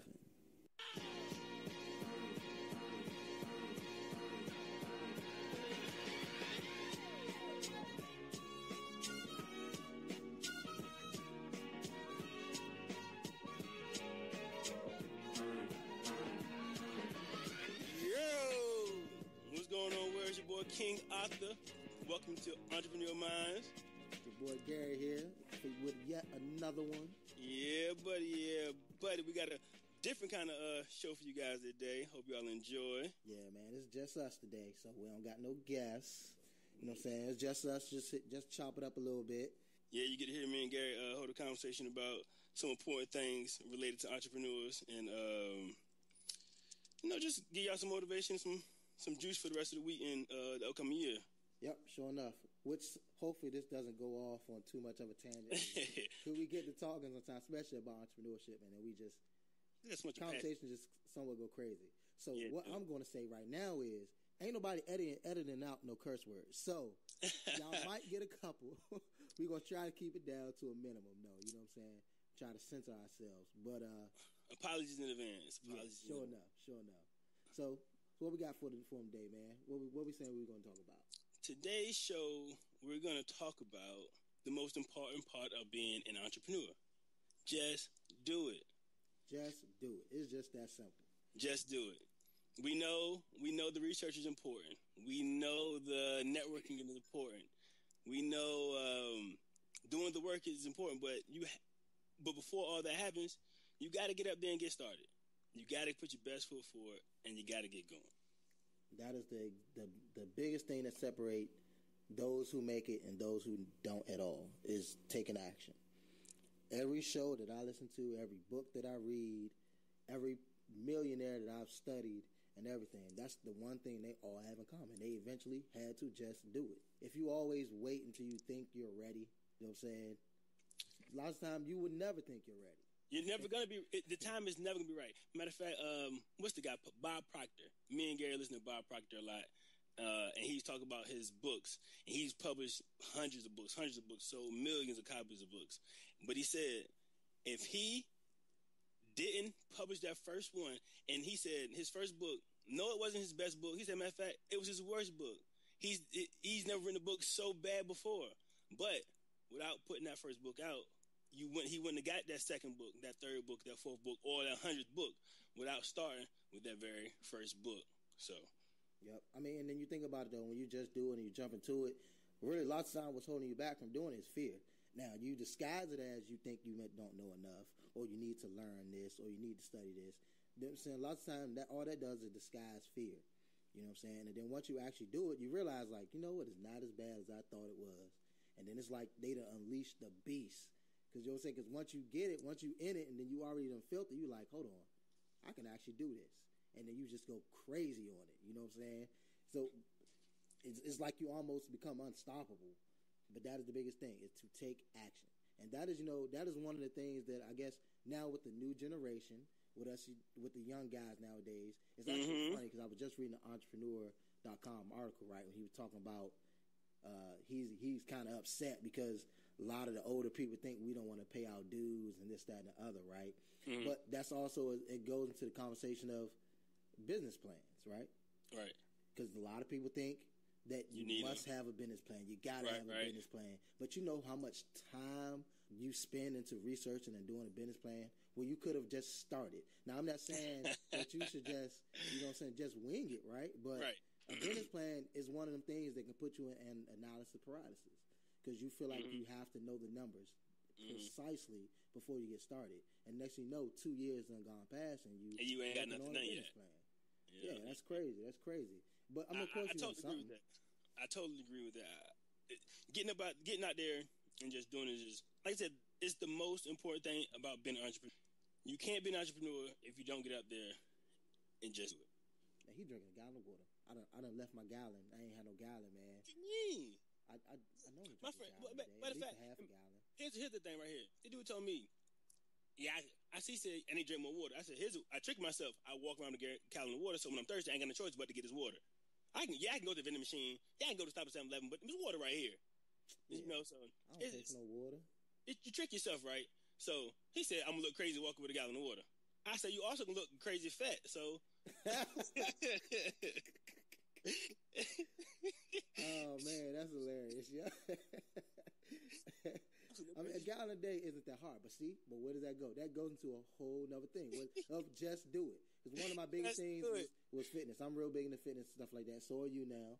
You know what I'm saying? Stuff like that. So especially back in like 2013 when I really, really made a change over to like eating healthy, and I was going into working towards going into competitions, right? And that's one thing in the fitness world. One of their biggest slogans is just do it. You know what I'm saying? Like I don't want to drink the water. I don't want to look, man. Just shut up and just drink do the it. damn Man. water. Like you don't complain about it. You might slip up here and there. You know what I'm saying? Just like in business, you know you should be doing certain things. You know you should be doing certain work. You know you may need to make certain phone calls, but you know sometimes you just might not do it. You might slip up and sit down and like take a nap instead, or you might sit down and watch daggone the All-Star game or whatever on daggone Netflix. Netflix is a trap, boy. That thing get you. You know what I'm saying? Facebook, the biggest traps in the world right now. Yeah, it really is, man. Just brush yourself off. You know what I'm saying? Every day is a new day. Or shoot, once you wake up from your nap, go ahead and jump into it. You know what I'm saying? You ain't got to be a up and down person. You know, up at the crack of dawn, down when the sun go down. Like you heard our guest last week, Mr. Thomas. He said he'd be up all kind of crazy hours, but he making them numbers. He making it work because he got up and just do it. Yeah, he get to sleep. Yeah, he go take that nap. But when he up working. You know what I mean? He got that dream to accomplish. He got that big fish to fry. Yep. I mean, plus he's got himself to the point where he can, you know what I'm saying, he can go to sleep a little bit in, because you know what I'm saying, he automated his business. He done spent the time over the first couple of years, you know what I'm saying, to be able to do that. But he ain't doing that no more though, since he got that mentor though. Yeah, 'cause he's still hungry. He's still hustling, just like everybody else, just like the rest of the entrepreneurs out there. And to you all who haven't started yet, just get started. Please get started, because I promise you, a year from today, you'll be like, man, I did all that. Because Gary, this is coming up our second year of us, this idea of this podcast right here, and look at us now. It's coming up on our second year of the idea alone. It's coming up on the second year? Yeah. Oh, yeah, god dang. We did, sure enough. See, and there you go, perfect example. we talked about this back in what, July? Yeah. Was it like July when we started talking about this? When we first kind of reconnected and then started talking, man. And then we didn't launch first episode till December. Like that goes to show y'all, like really, like it wasn't really that hard to do. We procrastinated, thinking that certain things had to be done. Working on that business plan. Working on that business plan. Both of us would go back and forth on what we think needed to be done. Like, no, before we launch, we got to have this right. Or no, this got to be right. So when we working on this and the other, and then eventually in December it just was like, we can't push it back no more. This has to start. If we don't start, you know what I'm saying, it's never gonna happen, right? So now, look at us. We all the way in. This is episode 7. Episode 7. What up? Episode number 7. Dun, dun, dun. Look. Where the baby at? Nah, but take action. Just do it. Is it, man? Like, that's all we got to say to you guys for right now, man. Like, and we want to give a shout out to all our previous guests. Gary, help me count them out, because we got my man Justin Bay. Yeah, we got Justin Bay. We got Shaya. We got Keisha. We got Dr. B. And we had Thomas. His name, that's his last name, Lamarius. I got his name right this time. It was Lamarius. You know what I'm saying? What up, Marius? And shoot, we forget all about Antonio, man. Oh, how can you forget about Antonio over there? You been watching him on the social media? You know I have. You can't help but to notice him. He everywhere. You can't help but to notice him. But how he get started though? Huh? How he get started? He just did it. Doing it. He just did it. And he even said during the show he had to step out there, had to do it. And then even as far as him going, you know what I'm saying, full time, he just jumped out there and did it. Matter of fact, even going to see the boy, the Shark. Jones. Sure enough, he just now he conversate with him more frequently. He is manifesting all these things by just doing it. I mean, really, like he just really just had the courage to jump up and just go see the dude. Took the picture to him, and for one, I think this is what his second time getting to be there, because he said the first time he saw his clothes that he had on, said something, but this time he took him some art and he actually got to conversate with him, like actually really chop it up about business with him. He told his daggone secretary to get his information, because he was like, yeah, we might need you to do some work for us. Like, man, come on. Like, what if he didn't just do it? He just, because I'm pretty sure, well, by now, since he's been doing this for a while, but still, even as the level of person goes up and up, you still can get nervous, man. You know what I'm saying? People that do public speaking all the time still get nervous every time they get on stage. You know what I'm saying? So he still, I'm pretty sure, had to work himself to say, I'm gonna go see Damon Johns. Like you know what I'm saying? So, even you could tell he did, because even in the store when he was on the podcast episode, the first episode, he was saying he had about $60 in his pocket. He said he had to make it happen though, and he's still making things happen now. So shout out to A-Moore too, man. What's up? Yeah, sure enough. Oh man, and definitely make sure, like, you know what? Before the show is over, I'm gonna have to drop his website on y'all, because he got new updated. He's selling T-shirt and stuff online now. Okay. I mean, from what he's talking about on Facebook, he getting so look, we can do this. Matter of fact, we can do this too. In the show notes, we're gonna add all of our previous guests' info, the links to all their pages, how you can help them contribute to their causes, be a part of their community, and see what they're up to. I know Keisha's been doing some big things out there, handing out them coats, and I feel so guilty. I feel so guilty because I keep on telling her, like, oh yeah, I'm gonna donate, I'm gonna do this, but then my memory is so terrible. Stop being a dirtbag. So all this, I'll be feeling like a complete dirtbag, bro. Because like, she said it's okay. She said it's okay, because when you're ready to donate, I'm gonna be here getting these donations still. And really, I hope she know, man. If she listens, she listening. I'm What's up, Keisha? Back to her, man. I definitely, because I be feeling so bad. I'm like, yeah, you know, I'm gonna drop this on you. Like when she was doing the water for Flint, right? I completely forgot. Like I was supposed to. I was like, I had to get up. I gotta call you. Got my daughter up. We had to go run here, do this. Had to go to a house. Had a showing at a house or whatever. This, that, and the other. And then I ran to 8. Like back so. Back on topic. Hey, don't be shushing me. I gotta cut you off. You just shushed me. I did shush you. You know why? Huh? Because Keisha out there working right now. I had to explain myself, man. No, you didn't. She understands. She like you still. But all right, yeah, like he gotta get up and do it. I forgot where I was at before I went on that little. That's why I had to bring you back in. Goddamn. The show notes and the show notes. Yeah, but that's what I was gonna say is, you know, the terrible thing is you're talking about the show notes and everything like this, and we didn't even tell them my daggone webpage. so now the webpage is up, y'all. We have it at www.entrepreneurialminds.org, not .net, not .com. It's .org. You know what I'm saying? So we are building a community. We are building an organization for our community. Yes, we are. Yep, for our community of entrepreneurial minds all over the world. You know what I'm saying? So come on there. We do have products up there on there now. It might be coming down soon because we might be about to revamp that a little bit, which I'm going to talk about now, I guess, about a little project I'm about to get started up on. As far as you guys, if you listen to the last episode with Lamarius, he talked about, you know, some of the guys he follow and he listens to that does Facebook marketing and does basically internet marketing, period.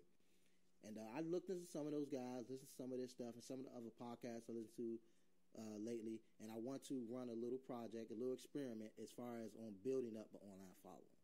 Right?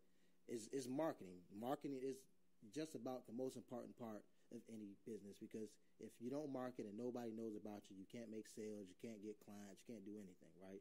So that is what my project and my little experiment is about to be about, of how to get Facebook pages and stuff to get a whole lot of likes, how to build them up into having a big following and having people actually interact on them, how to make videos go viral and things like that. It's a couple things I'm about to start experimenting with. A lot of them, hopefully you see them, hopefully you share them and things like that. The thing is, you guys might not even know that it's me.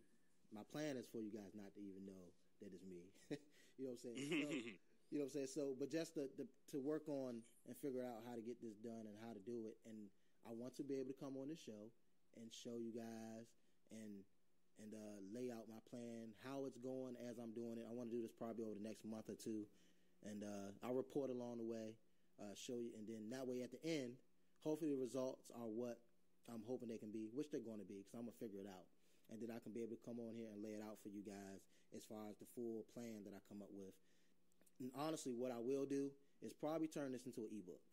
This will probably, once I figure it all out, I might put it all together into a small package or something for you guys to be able to pick up from the site. And that way, that'll be able to help you guys with your businesses, create a following, draw people to your pages and things like that. And then also lay out a lot of resources for you guys. So be expecting that, you know what I'm saying, by the end of April at least. You know what I'm saying? I want to give myself time to actually dig into it and do this stuff. But like I said, you won't see any of it, won't get any of it if you don't go to the webpage, www.entrepreneurminds.org. We are up live. It's not like it was at first. What we had, like a WordPress. I'm gonna go check it out because you must have changed this last time I seen it. I don't think I changed a whole bunch, man. The homepage needs some work though, but that's supposed to be you. But you be bullshitting. But yeah, we're gonna edit that out. That's a whole nother story. Oh nah. So I that's not gonna get edited out. But yeah, man. But yeah, that's what we got for y'all today, man. Just do it, man. Just do it. Since it's Black History Month, and I love all my Black people, I want to recommend this book to all you people if you don't have it. Think and Grow Rich, A Black Choice by Mr. Dennis Kimbrough. It has plenty of great stories on people like Alex Haley, Ray Charles, Spike Lee, stories on how they became who they were and got their greatness out there, all from just doing it, you know, just getting up and getting out there and making things happen. Yep. So, and that's exactly how you can do it. Get up, shut up all the complaining, and just do it. It's really that simple. You know what I'm saying? And and listen to our show. Yeah, of course, listen to our show. That helps, right? But seriously though, not just our show. You got to dig into other podcasts. Try to build, you know what I'm saying, that community of people around you, that network where you kind of have people around you to kind of push you, to get you going. And even if you don't have that, like the actual physical people around you that think like that and stuff, because, you know what I'm saying, I went through that. And that's one of the reasons why we started this, because we didn't necessarily have those type of people around us all the time. You know what I'm saying? So you got to feed your mind. You got to be able to put yourself some kind of way. And listening to podcasts, reading and stuff like that is one of the main ways to do it.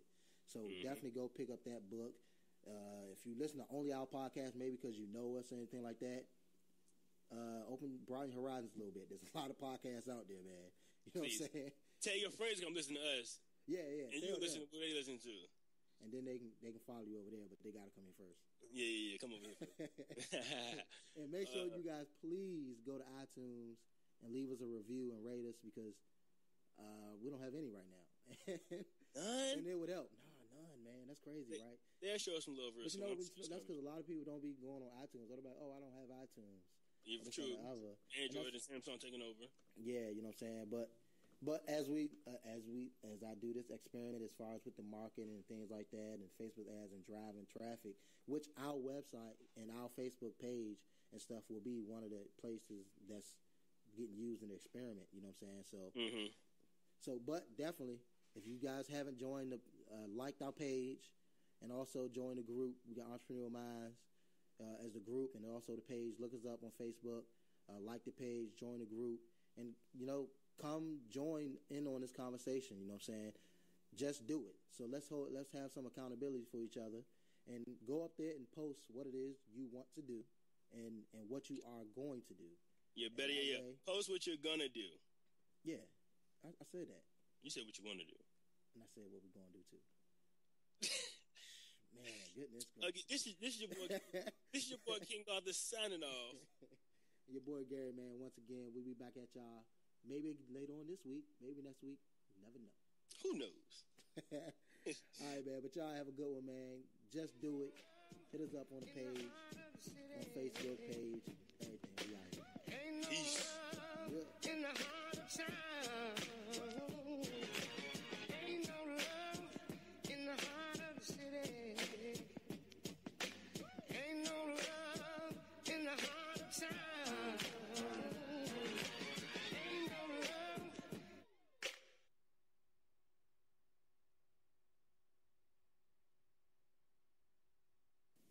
This is Entrepreneurial Minds, episode number 8.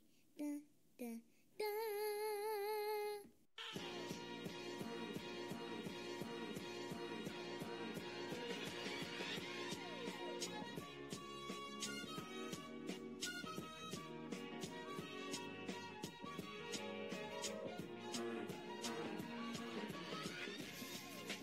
Yo, it's your boy Gary here, back with another Entrepreneurial Minds. This episode number, what we on, this 8? This is our seventh episode. What's up, world? This is your boy King Arthur, back at you once again. You sure it's a 7? I think so. It's a daggone shame. I don't show. We don't even know what number we on. It is 8. It is 8, right? Yeah, so here we go. Episode number 8. So back with you. That's because we done missed too many daggone weeks. We done lost count. Man, playing around. We back though.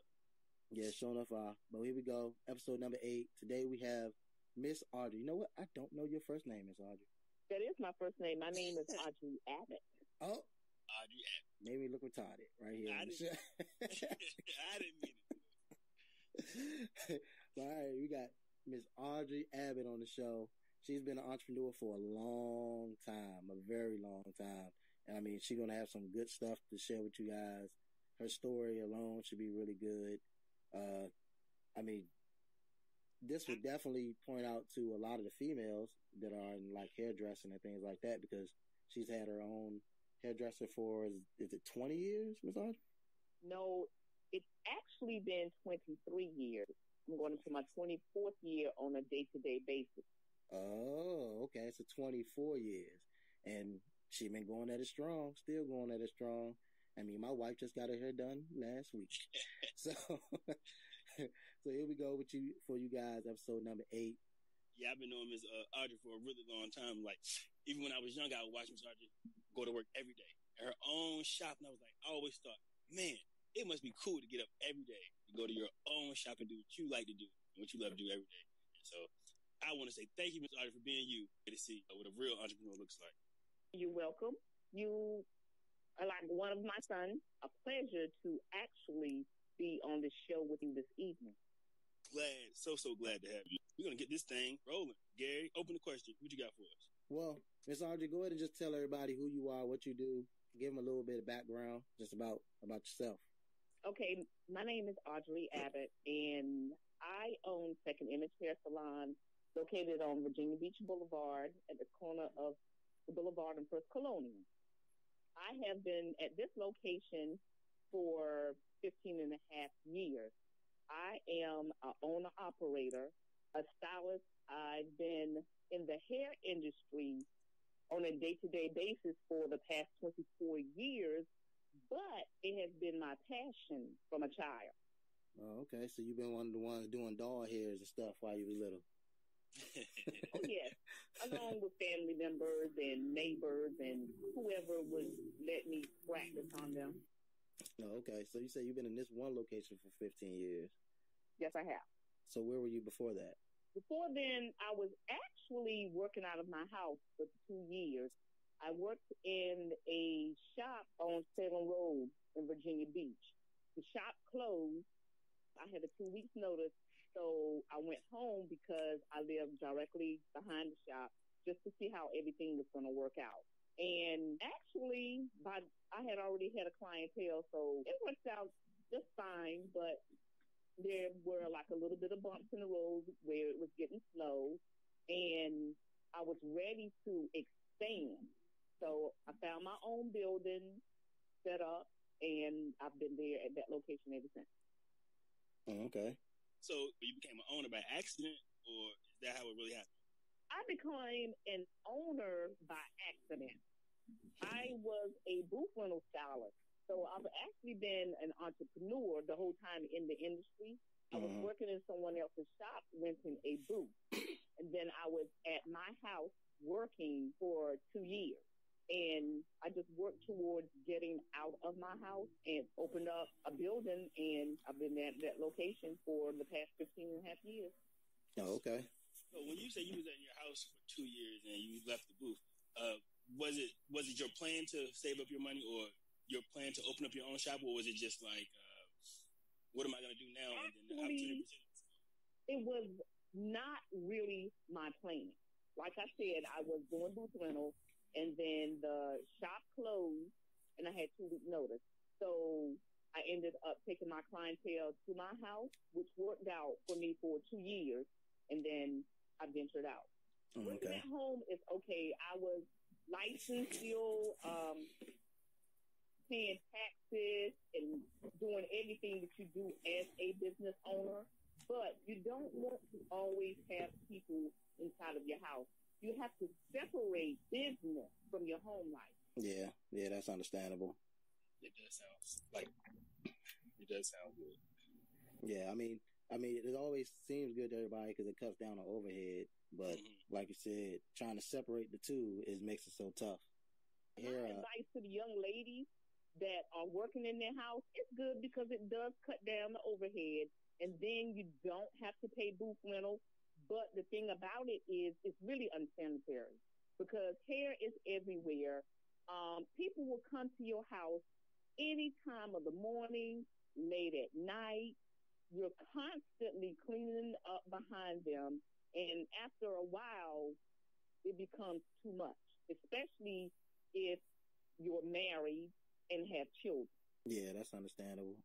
It's better to actually have a business. That way, being self-employed, you have to file your taxes on a regular basis.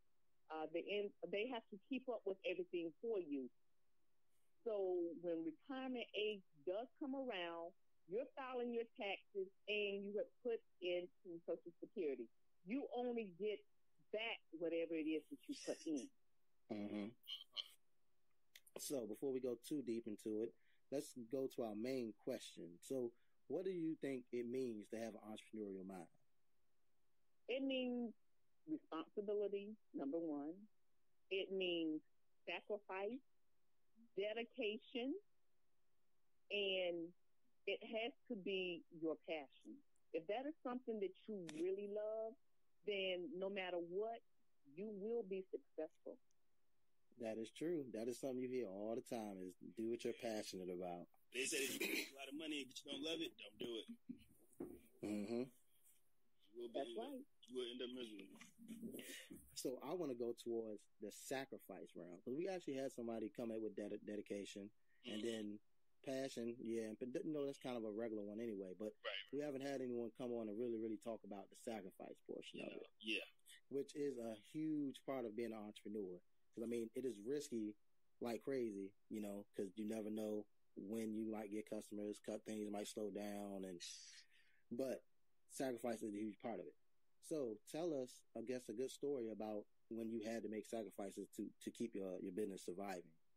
Okay, well, my sacrifice is a stylist. We're in the beauty industry. So it's all the glitter and glamour. Everybody's made up. You spend the money on high fashion, nails, shoes, cars, houses. What I had to do as far as sacrifice is, in order to run the shop efficiently, I sacrifice hair, nails, a lot of the fashion. I sacrifice vacations regularly. It's a totally different lifestyle. I adjust me to where as to if I did not have any stylist in the shop with me, I paid all of the bills out of my pocket. So in case I didn't have anybody that I feel would be able to maintain the shop and my home, and I had my son, which is an adult now. At the time, he was in school, and there were other situations going on with that. So that is what sacrifice is. going out to eat. A lot of my time was sacrificed. I am very flexible. You can call me, page me, basically any time of the day or night. I rise up early. On my days off, there are times when I have to go in and work. I work late. Sometimes I'm in there till 1, sometimes 2 o'clock in the morning. Then I have to turn around and be back by 7 o'clock the next morning. Mm-hmm. Yeah, that sounds like some time at home and a whole lot of stuff. Mm-hmm. Yes. So, can you tell us, where'd you learn this sacrifice from? Where'd you get this ability to sacrifice? Because a lot of people can't do it. It's called being disciplined. You have to be disciplined. You cannot, as a business owner, entrepreneur, we can set the times that we want to work. I'm really flexible because at the moment, my son is grown. I am single. So I'm available at any time. Yeah, that's true. That makes it a lot easier. So now you really just grinding. Right. It doesn't really work for everybody. You really have to have a creative mind. And I do hair from babies as young as 3 years old all the way up to 100 years old. So I don't pick and choose what I'm going to do. Like there's some stylists that says, I absolutely will not do press and curl. Right now, natural is the move. I do it where it looks like it's a wrap, a relaxer, or I can do it for the older ladies as well. They want to look good just as well as the young women do. Yeah, no, that's true. Everybody want to look good. I ain't never seen anybody who don't want to look good. I take the bias if you want to call me, you know the guys. Oh, yeah, no, they don't care. So I do male, female. Actually, I do own an ethnic salon, but just because my base clientele is African American does not mean that I cannot do others as well. I can do them all. That is a great point. Mm-hmm. You got to be able to hit everybody. That's a part of dedication. I'm dedicated not only to my race per se, but to others as well. When you have an open mind and you can do any and everybody, you will always have a paycheck. You will always have food in your mouth and clothes on your back. I hope you guys out there listening, because she just said some very, very important stuff. Every day, some people go out here and say it's hard to find a job, or some other people say it's hard to find money. But if you're doing what you're supposed to do and you love what you do, there's no reason for you to go hungry. There's no reason at all. None at all. That's right. And in the hair industry, it's very important that as stylists, if you schedule somebody at 9 o'clock, you should be there on time, prepared to do their hair. And it's not always, they may tell you that they want one thing, and when they get there, it's probably something else that they're going to add on to it, which increases the money that you're going to be paid. Mm-hmm. But you always got to be ready to take those requests anyway, right? I mean, it's customer service. That's right. And unprofessionalism comes when, okay, if I schedule somebody at 9 o'clock, I show up at 10:30. By the time I'm there at 10:30, I have 3 other people along with my 9 o'clock that's sitting there waiting. People have other things to do. They don't want to be stuck in the hair salon 8 to 10 hours. They don't want to wait on us to eat. They don't want us to go pick up our kids, go pick up our husbands. Sometimes that happens. And I've had it happen occasionally where I'm gone for a few minutes, but I'm going to run and come right back and try to work 2 people at the same time so that we're not ending up being there all day long. But there are styles that are time-consuming that's going to take 8 to 10 hours. So did you have anybody growing up around you that were entrepreneurs or that did anything like this that you saw? Because I know you accidentally kind of fell into being an owner, but were you exposed to entrepreneurship at all as a youth? Oh, my father had his own grass cutting business that eventually turned into a landscaping business. Okay. And my work ethic came from right there at home. My mother, she worked at a golf resort where she was head of housekeeping, but we did houses on the side as well. So those were the two side hustles that we had going on. And we were always there on time. We took breaks, and the breaks were like 15 minutes at the most, and you work consistently. I was taught that if that's what you do, you're on time, you're working at a good pace, then somebody else will refer you. Your referrals is how your business is built. Now we're getting into the good stuff here. Referrals. It's not necessarily advertising. Advertising does do well, but if you have one person that says, okay, I want to go see Audrey. Does she do whatever it is that they're asking for? And then they want to know, okay, is she going to have me in there all day long? Is she slow? Does she do a lot of talking? Take a lot of breaks? And they said, well, no. Actually, I like her because even though she likes to laugh and talk, she multitasks. Talking and working at the same time. Yeah. I mean, I guess that goes, talking and working at the same time kind of goes into customer service a little too, because no one wants to just sit there for 3 hours getting their hair done and it's silence and awkward, and things like that. I mean, I'm pretty sure that like a weird lady wouldn't make a good hairdresser, right?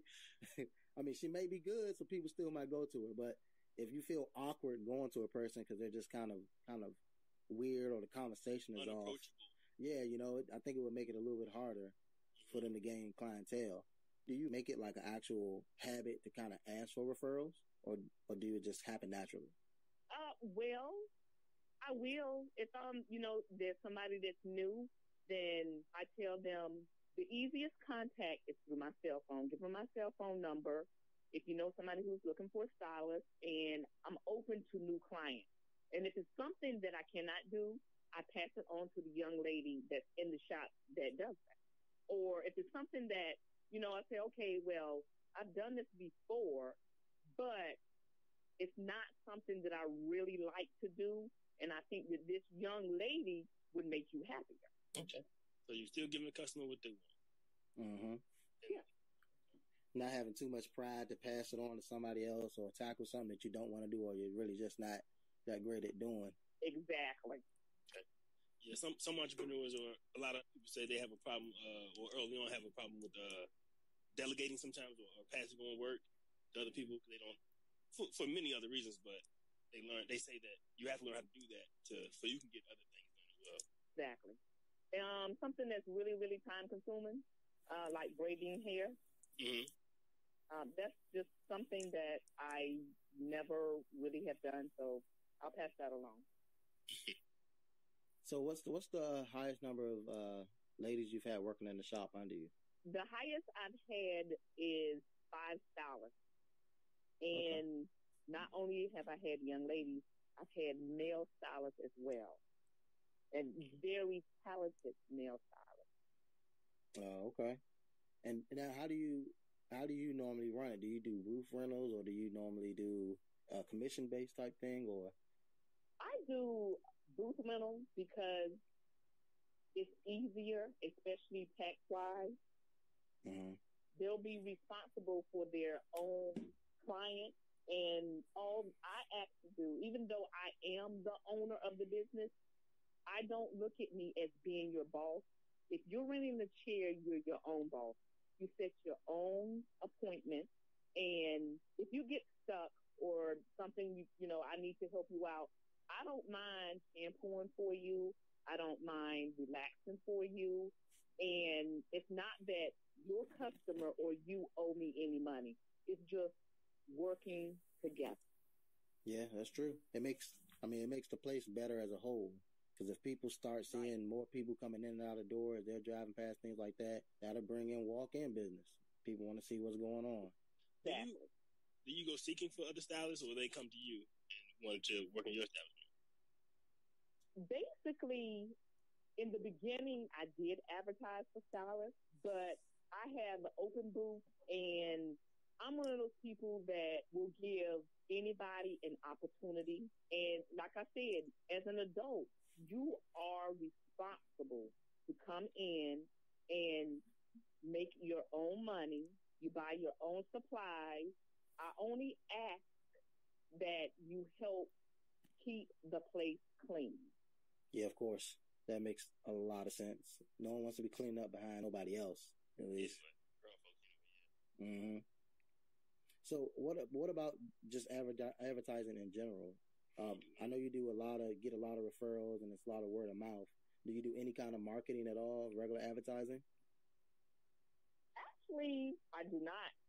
Presently, at this time, I don't do any advertising. I have been established now for 24 years, and I just rely on word of mouth.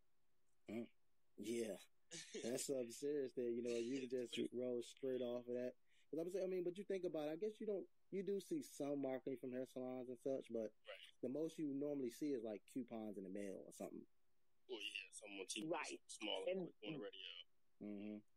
They're really for the larger franchise establishments, like Hair Cuttery and Great Clips.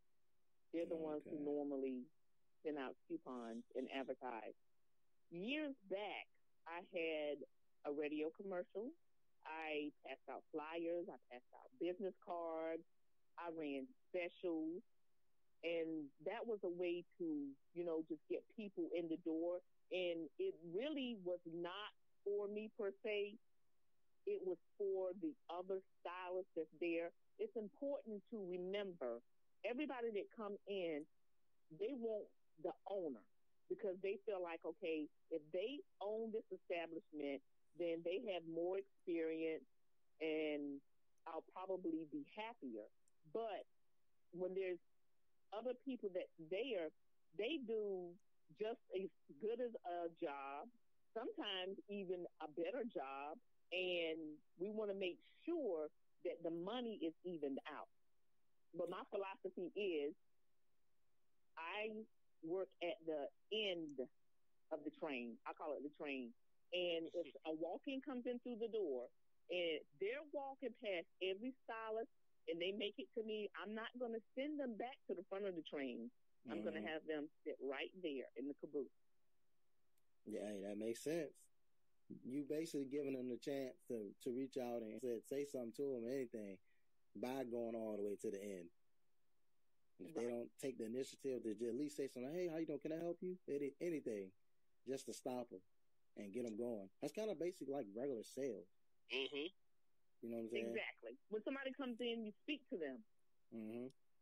Just like you walk into a dealership. If everybody is speaking, then it's up to that individual to go to whatever stylist that they want. I like that. It's kind of just like a car dealership. When somebody walk in, you see they just pop up out of everywhere. Everybody just pop up. You kind of just choose who you want to go to, or the first person that says something to you, or anything like that. Right. Unless that person comes in and they saw somebody at the store, the restaurant, gas station, or wherever, and they'll say, I just saw somebody that just left here and got their hair done, and this is the person's name. So once they mention that person's name, if that person is available, then they go to them. But if not, you give them the option. Somebody else could help you out, or they could get that person's business card, cell phone number, or whatever, and they go from there. Oh, okay. So is this the only business you've had? I know we talked and you did have some other stuff. So what else have you done over the years? Over the years, I have been a loan officer. I work with a couple of realtors and loan officers presently doing some things. I own a janitorial business that's up and coming. I also am state licensed to take care of autistic adults. Okay, so of course the hair salon is your bread and butter, but you of course you diversifying a little bit and trying to tap into other places as well. That's right. So has it? Like the definition of an entrepreneur, I don't know what it is. Yeah, exactly right. Have money in the hands from everywhere. So it's been 24 years. So have you had a time where where business was getting slow and it was getting hard and you had to step out and get a job, a part-time job or anything? Or is that time what caused you to start them side businesses or anything? Yes. Back when the economy was not doing so well and I ended up in the shop by myself, I decided I was interested in the real estate business. So I actually went to a meeting and we exchanged business cards and I ended up in a mortgage company. And as I was there, I fell in love with it. It's something totally different. I actually did not really need that because by doing that, you're responsible for your own loans as well. So I was still an entrepreneur. If I did not close on a loan, then I did not get paid. Oh, okay. So in my spare time, that was my side hustle. As long as you have a Bluetooth along with your cell phone, you can actually talk to people, get their information over the phone, and collect their documents and run your loan. So it really actually takes care of itself. You just do all the documents, and when the loan closes, you go to closing, you get paid. But like I said, you're still responsible for finding your own people to do these loans. So in a way, you had to step out to get a little something to supplement, but you haven't held a regular 9-to-5 job at all, or part-time, like working with somebody else the whole time you've been an entrepreneur? What, ever since you started your own hair salon? Well, I did that, and then I started the cleaning business, janitorial business, to help some people that were in need. For some reason, they could not find a job or whatever was going on in their life. So I started a cleaning business, and I ended up being the only one that was doing the cleaning, which worked out for me because I'm generally off on Mondays. So while I was still getting all of my paperwork together, there's a lot that you have to go through as far as opening a business now. A long time ago, it was easy. Get the business license, get a bank account, and secure a building and go from there. But now things are totally different. So I clean houses. I just finished my last house in January. And right now I'm waiting on contracts. I have to bid on contracts because I would rather do businesses instead of doing residents.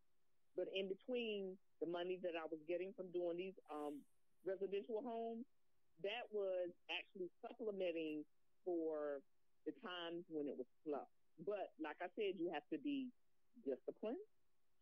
You have to sacrifice your time. I sacrificed my day off so that I could actually pay for the building and things that was going on in my personal life as well. And so, have you thought about franchising your establishment out, or not in your plans? Actually, I have not. As far as the hair salon, no, I have not. Okay. I am actually satisfied with what I have going on right now, but you never know what's going to happen 6 months, a year, or 2 years from now, where I may need to expand. True. Yeah, that is true. At least you're open to the possibility of it happening. Oh, definitely. It's really a big responsibility. You have to be very disciplined with your money. Just because you have all of this money coming in does not mean, oh, okay, I can go buy this type of car or these type of fashions. You always have to make sure that the bills are paid. Whatever is left over, my suggestion is, because of being an entrepreneur and self-employed, we do not have medical. You have to allot for medical. And most importantly, we do not have a 401k plan. So you have to build it yourself. Mm-hmm. You need to invest money and set money aside. If you are constantly spending this money, because 9 times out of 10, you have cash payments every day. You have to be disciplined enough to where you may say, okay, I can afford to set $25 a day aside, 50 or 100 or whatever, and you need to get with somebody to invest this money so that it will build, and at some point you can come from behind the chair and not have to worry about, I'm in my 60s, I did not file my taxes, I did not invest my money, so now I have nothing coming in. And we, especially as hairstylists, do not set aside money. That is where sacrifice really comes in. I'm going to sacrifice now so that I will have a better future. That's what it's all about. Is building the future. Mm-hmm. So, Ms. Audrey, first, before we wrap it up, I'm like, appreciate you for coming on and sharing some great jewels for our audience. You know, I'm pretty sure you'll motivate a lot of people to get up out there and get some things happening for tomorrow. Well, I certainly hope I have. I'm sure you have. We like to ask all our entrepreneurs, is there any books that you recommend that kept you motivated and going? If you're a book reader. Yes. First and foremost, the Holy Bible. Okay. I have a personal relationship with God. Now, everybody may not agree with that, but I do.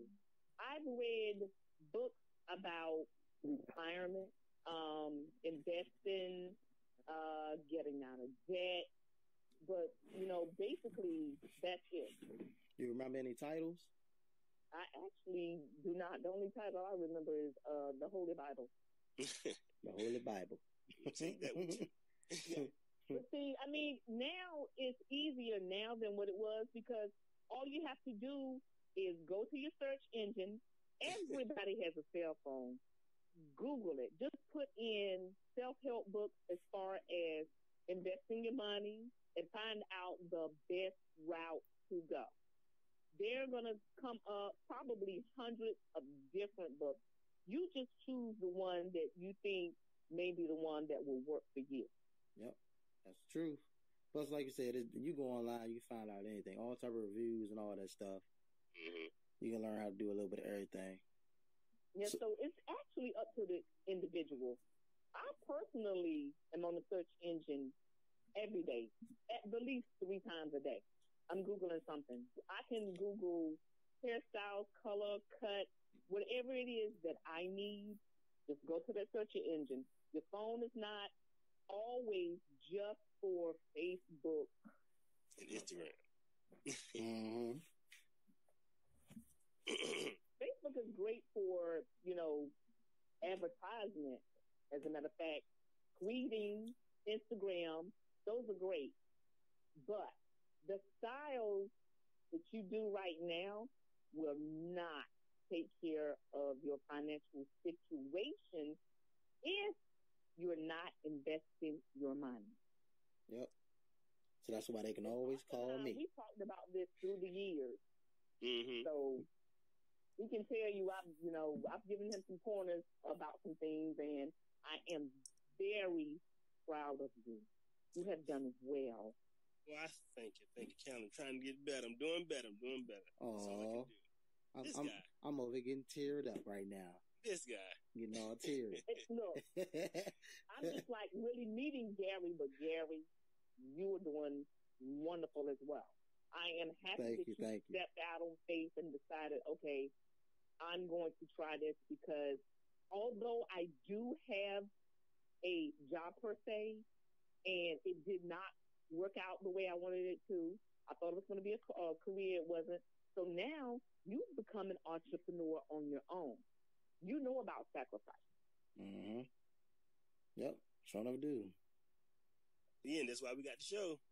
To show people, hey, we not perfect, but we'll bring you along on our journey every day. If you want your goals to come true, if you want to be an entrepreneur, you want to and see yourself better than where you are now, you got to make things happen. You got to sacrifice. And that's called positive thinking. Yeah, you got to have that. You can't be negative thinking to be an entrepreneur, that's for sure. You won't have it. Nope. If you believe you can, whether you believe you can or you can't, you're going to do whichever one. That's right. I messed up that quote too. My advice to the audience is, whatever it is that you think that's not going to work, you are not going to know unless you try. And if you try, put everything that you have into it. Everything. And just because it does not work out within 3 months, 6 months, maybe a year, don't throw the towel in, because Rome was not built overnight. You have to keep working at it. The more you work at it, the better you get. The better you get, the more results you will have. Mm-hmm. Not quitting is the way you get there. Yeah, I was gonna ask for some parting advice, but you beat us to the punch. Yeah, sure enough did. Didn't have to ask. We appreciate it. Yeah, so I guess tell everybody how they can get in touch with you. Whether you, are you open to giving advice and stuff as well, or is it? You can get in touch with me by cell phone. You can Google Second Image Hair Salon, and that's with the number 2, the letter N, and the letter D. It will come up, and by my cell phone, 757-567-0992. Oh, there you go. So whether you want to open up your own salon, want some advice, or you trying to get your hair done, hit her up. I just want to see what she's talking about. That's right. I mean, anything. I go from talking about love and hip hop, the Atlanta housewives, the stories, the news, whatever it is that you want to discuss, open conversation. But hopefully it will be more so on a business level, and I can hopefully steer you in the right direction. Mm-hmm. And the first thing you need is a business plan. Once you do that business plan, then get a business license. Make sure that you are insured. You never know what is going to happen. Always hope for the best, but be prepared for the worst. Yep. That's what I go for. That's what I go for right there. Just like that. Just like that. So, Georgia, like I said, we appreciate you coming through. And hopefully, I'm going to see you real soon. I'm always over there doing stuff, so I'm coming in and say hi, see what's up. And, okay, well, I always love to see and hear from you guys. And I really appreciate you calling me. Oh, no problem. We appreciate you coming on here. Mm-hmm. Talk some good stuff. Thanks a lot. And Gary, I hope that we will be having a conversation about some other business soon. Yes, we will. Yes, we will. I know I was supposed to text you this weekend, wasn't I? Yes, but you know what? That's okay. I wish you guys well in business. Much success. You're going to go far. Thank you. Do not give up. When things look like they are at its worst, is when you are bracing yourself for the best. Hey. Do not give up. Hey. Won't quit. Won't quit over here. Nope. Well, thanks again, Miss Audrey. We don't want to hold you too long tonight. Yeah. And before we go, Gary. Yeah. The quote is... You just looked it up. I already knew it. I ain't want to kill you back. You're doing it now. I'm about to, though. Man, you right? Man was old. You made You must have told the page on Google. You did exactly what she said to do and went Google it, huh? Remember, keep your head up, stay positive, stay focused, and God bless. Hey. All right.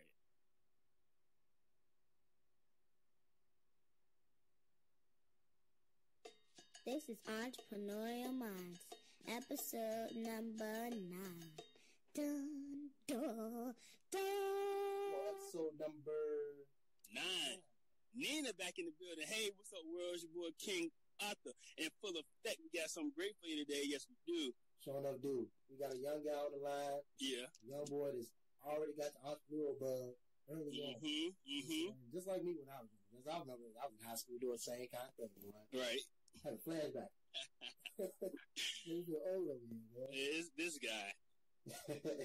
But still, man, we out here still working, still doing things. You know what I'm saying? So, of course, we definitely want to let you guys know that we won't, well, it might be on a weekly basis, but we're no longer going to be forcing a show every week. Right. You know, so they'll be coming as they go because we got other projects and other things we're going to be working on that we feel are a little more important. Like the conference that we're working on to come a little later this year. Hoping to see all you guys there, you know. Yes. Come buy them tickets. And we both real busy with our summer projects coming up. Got the classes coming on with me. Oh yeah, you got classes going on, which we'll probably hopefully be able to get a course or class up by the end of the year too. With another business-minded person we know, get something out of you guys, some good content. But before we get started here, I just want to say thanks to everybody listening, everybody who tuned in. Appreciate the feedback. I'm going to have to ask all you to go to wherever you listen to your podcast at, leave reviews, leave a comment, subscribe on all your channels, and let us know that you just listening. Let us know you out there. Yep, you know what you're saying? Y'all hate our guts. I don't care. A rating is a rating. A review is a review. I you know what I'm saying? Yeah, you know the boys say no publicity is bad publicity, so hey. I don't know. I'm not going to agree with that 100%. We'll take it how we get it. Either way, man, we ain't going to wait too much longer, man. We got Brandon Cephas on the line with us. What's going on, Brandon? What's going on, man? What's going on? Not much, man. Good. How you feeling today, Brandon? I'm feeling great. I actually just got done with a workout down at Mount Trashmore. Okay. With a couple of some football stars. I got Noah Boone, committed to Hampton University. Okay. And I got Adrian Bacote, who just committed to University of Central Florida. That's what's up. So we out here grinding on and off the field, you know? Every day. I like it. I like it a lot. Sure. And the good thing is, I mean, you're a young guy, too. How old you said you were, Brandon? I'm 17 years old. That's right. Man, look at that. 17 years old, man. Putting in that work. Yeah. You understand? That's how you're supposed to do it. You know what I'm saying? Wish a lot more younger guys was out here, you know what I'm saying, thinking like that. But Brandon's about to be the new shining example, though, so hey, watch out. Yeah. Never know. Might have to be a millionaire by the time you're 20, man. Hey. I know. That's what I'm hoping for, man. I'm just working hard now, so, you know, I'm set. By the time I'm 25 years old. Because my parents, they taught me everything. They taught me, you know, even though they had a lot, they grew up with a lot, they always taught me how to work hard for everything I get. So I thank them for that, for the hustle part. That's some great lessons to get on early. Yeah, it is. Yeah. Work hard for everything. Nothing is guaranteed given to you at all. Look at that. At an early age, man, I'm telling you. Baby was, you know what I'm saying, 17 years old. A lot of guys ain't thinking like you right now, man. For sure. Ain't thinking like you. You know what I'm saying? So before we let you go too far into throwing out the knowledge that you got already, tell everybody about yourself and what you do, man. All right, so basically I've been big into the fashion game ever since I was probably 10, 11 years old, you know, looking at the latest trends, watching, you know, celebrities, what they wear, you know, what's out and stuff like that. And I always figure, you know, it'd be cool one day to start my own, you know, clothing and have like the big celebrities wearing my stuff around. So, you know, basically when I was 12, I had a couple designs, I had a couple ideas, but, you know, it wasn't really going to come together because, you know, I wasn't going to get a lot of respect that I did. You know, I had the base around me, but, you know, 12-year-old kids selling T-shirts, all right, and then so later on I just kept just kept it in my head, just keeping up with new ideas and stuff. And finally, it just clicked. You know, I was like, you know, I'm 17 years old. I'm about to graduate high school. You know, life is about to smack me dead in the face. What am I going to do? Like, so, you know, I came up with this idea called 100 Degrees. And basically, my dad, he knew someone, I think it's, I forgot his name. I know his first name was David, but he gave me 2 sample ideas, and I told him that I wanted 100 Degrees, so he gave me 2 sample logos. I said, you know, I can work with this right now. So I went to Southern Screen and Graphics down in Town Center, showed him the 2 logos. I was like, hey, I want to do this. I want to get them printed on T-shirts. I started at 36 because, you know, I didn't know how it was going to go. So I was, you know, just going to start off with 36. And before I even actually got the T-shirts printed, I was on social media, blasting it, Instagram, Twitter, you know, telling people around Kellam, you know, just trying to get the word out as much as possible. And so finally, you know, after everyone was like, hey, Brandon, you know, these ideas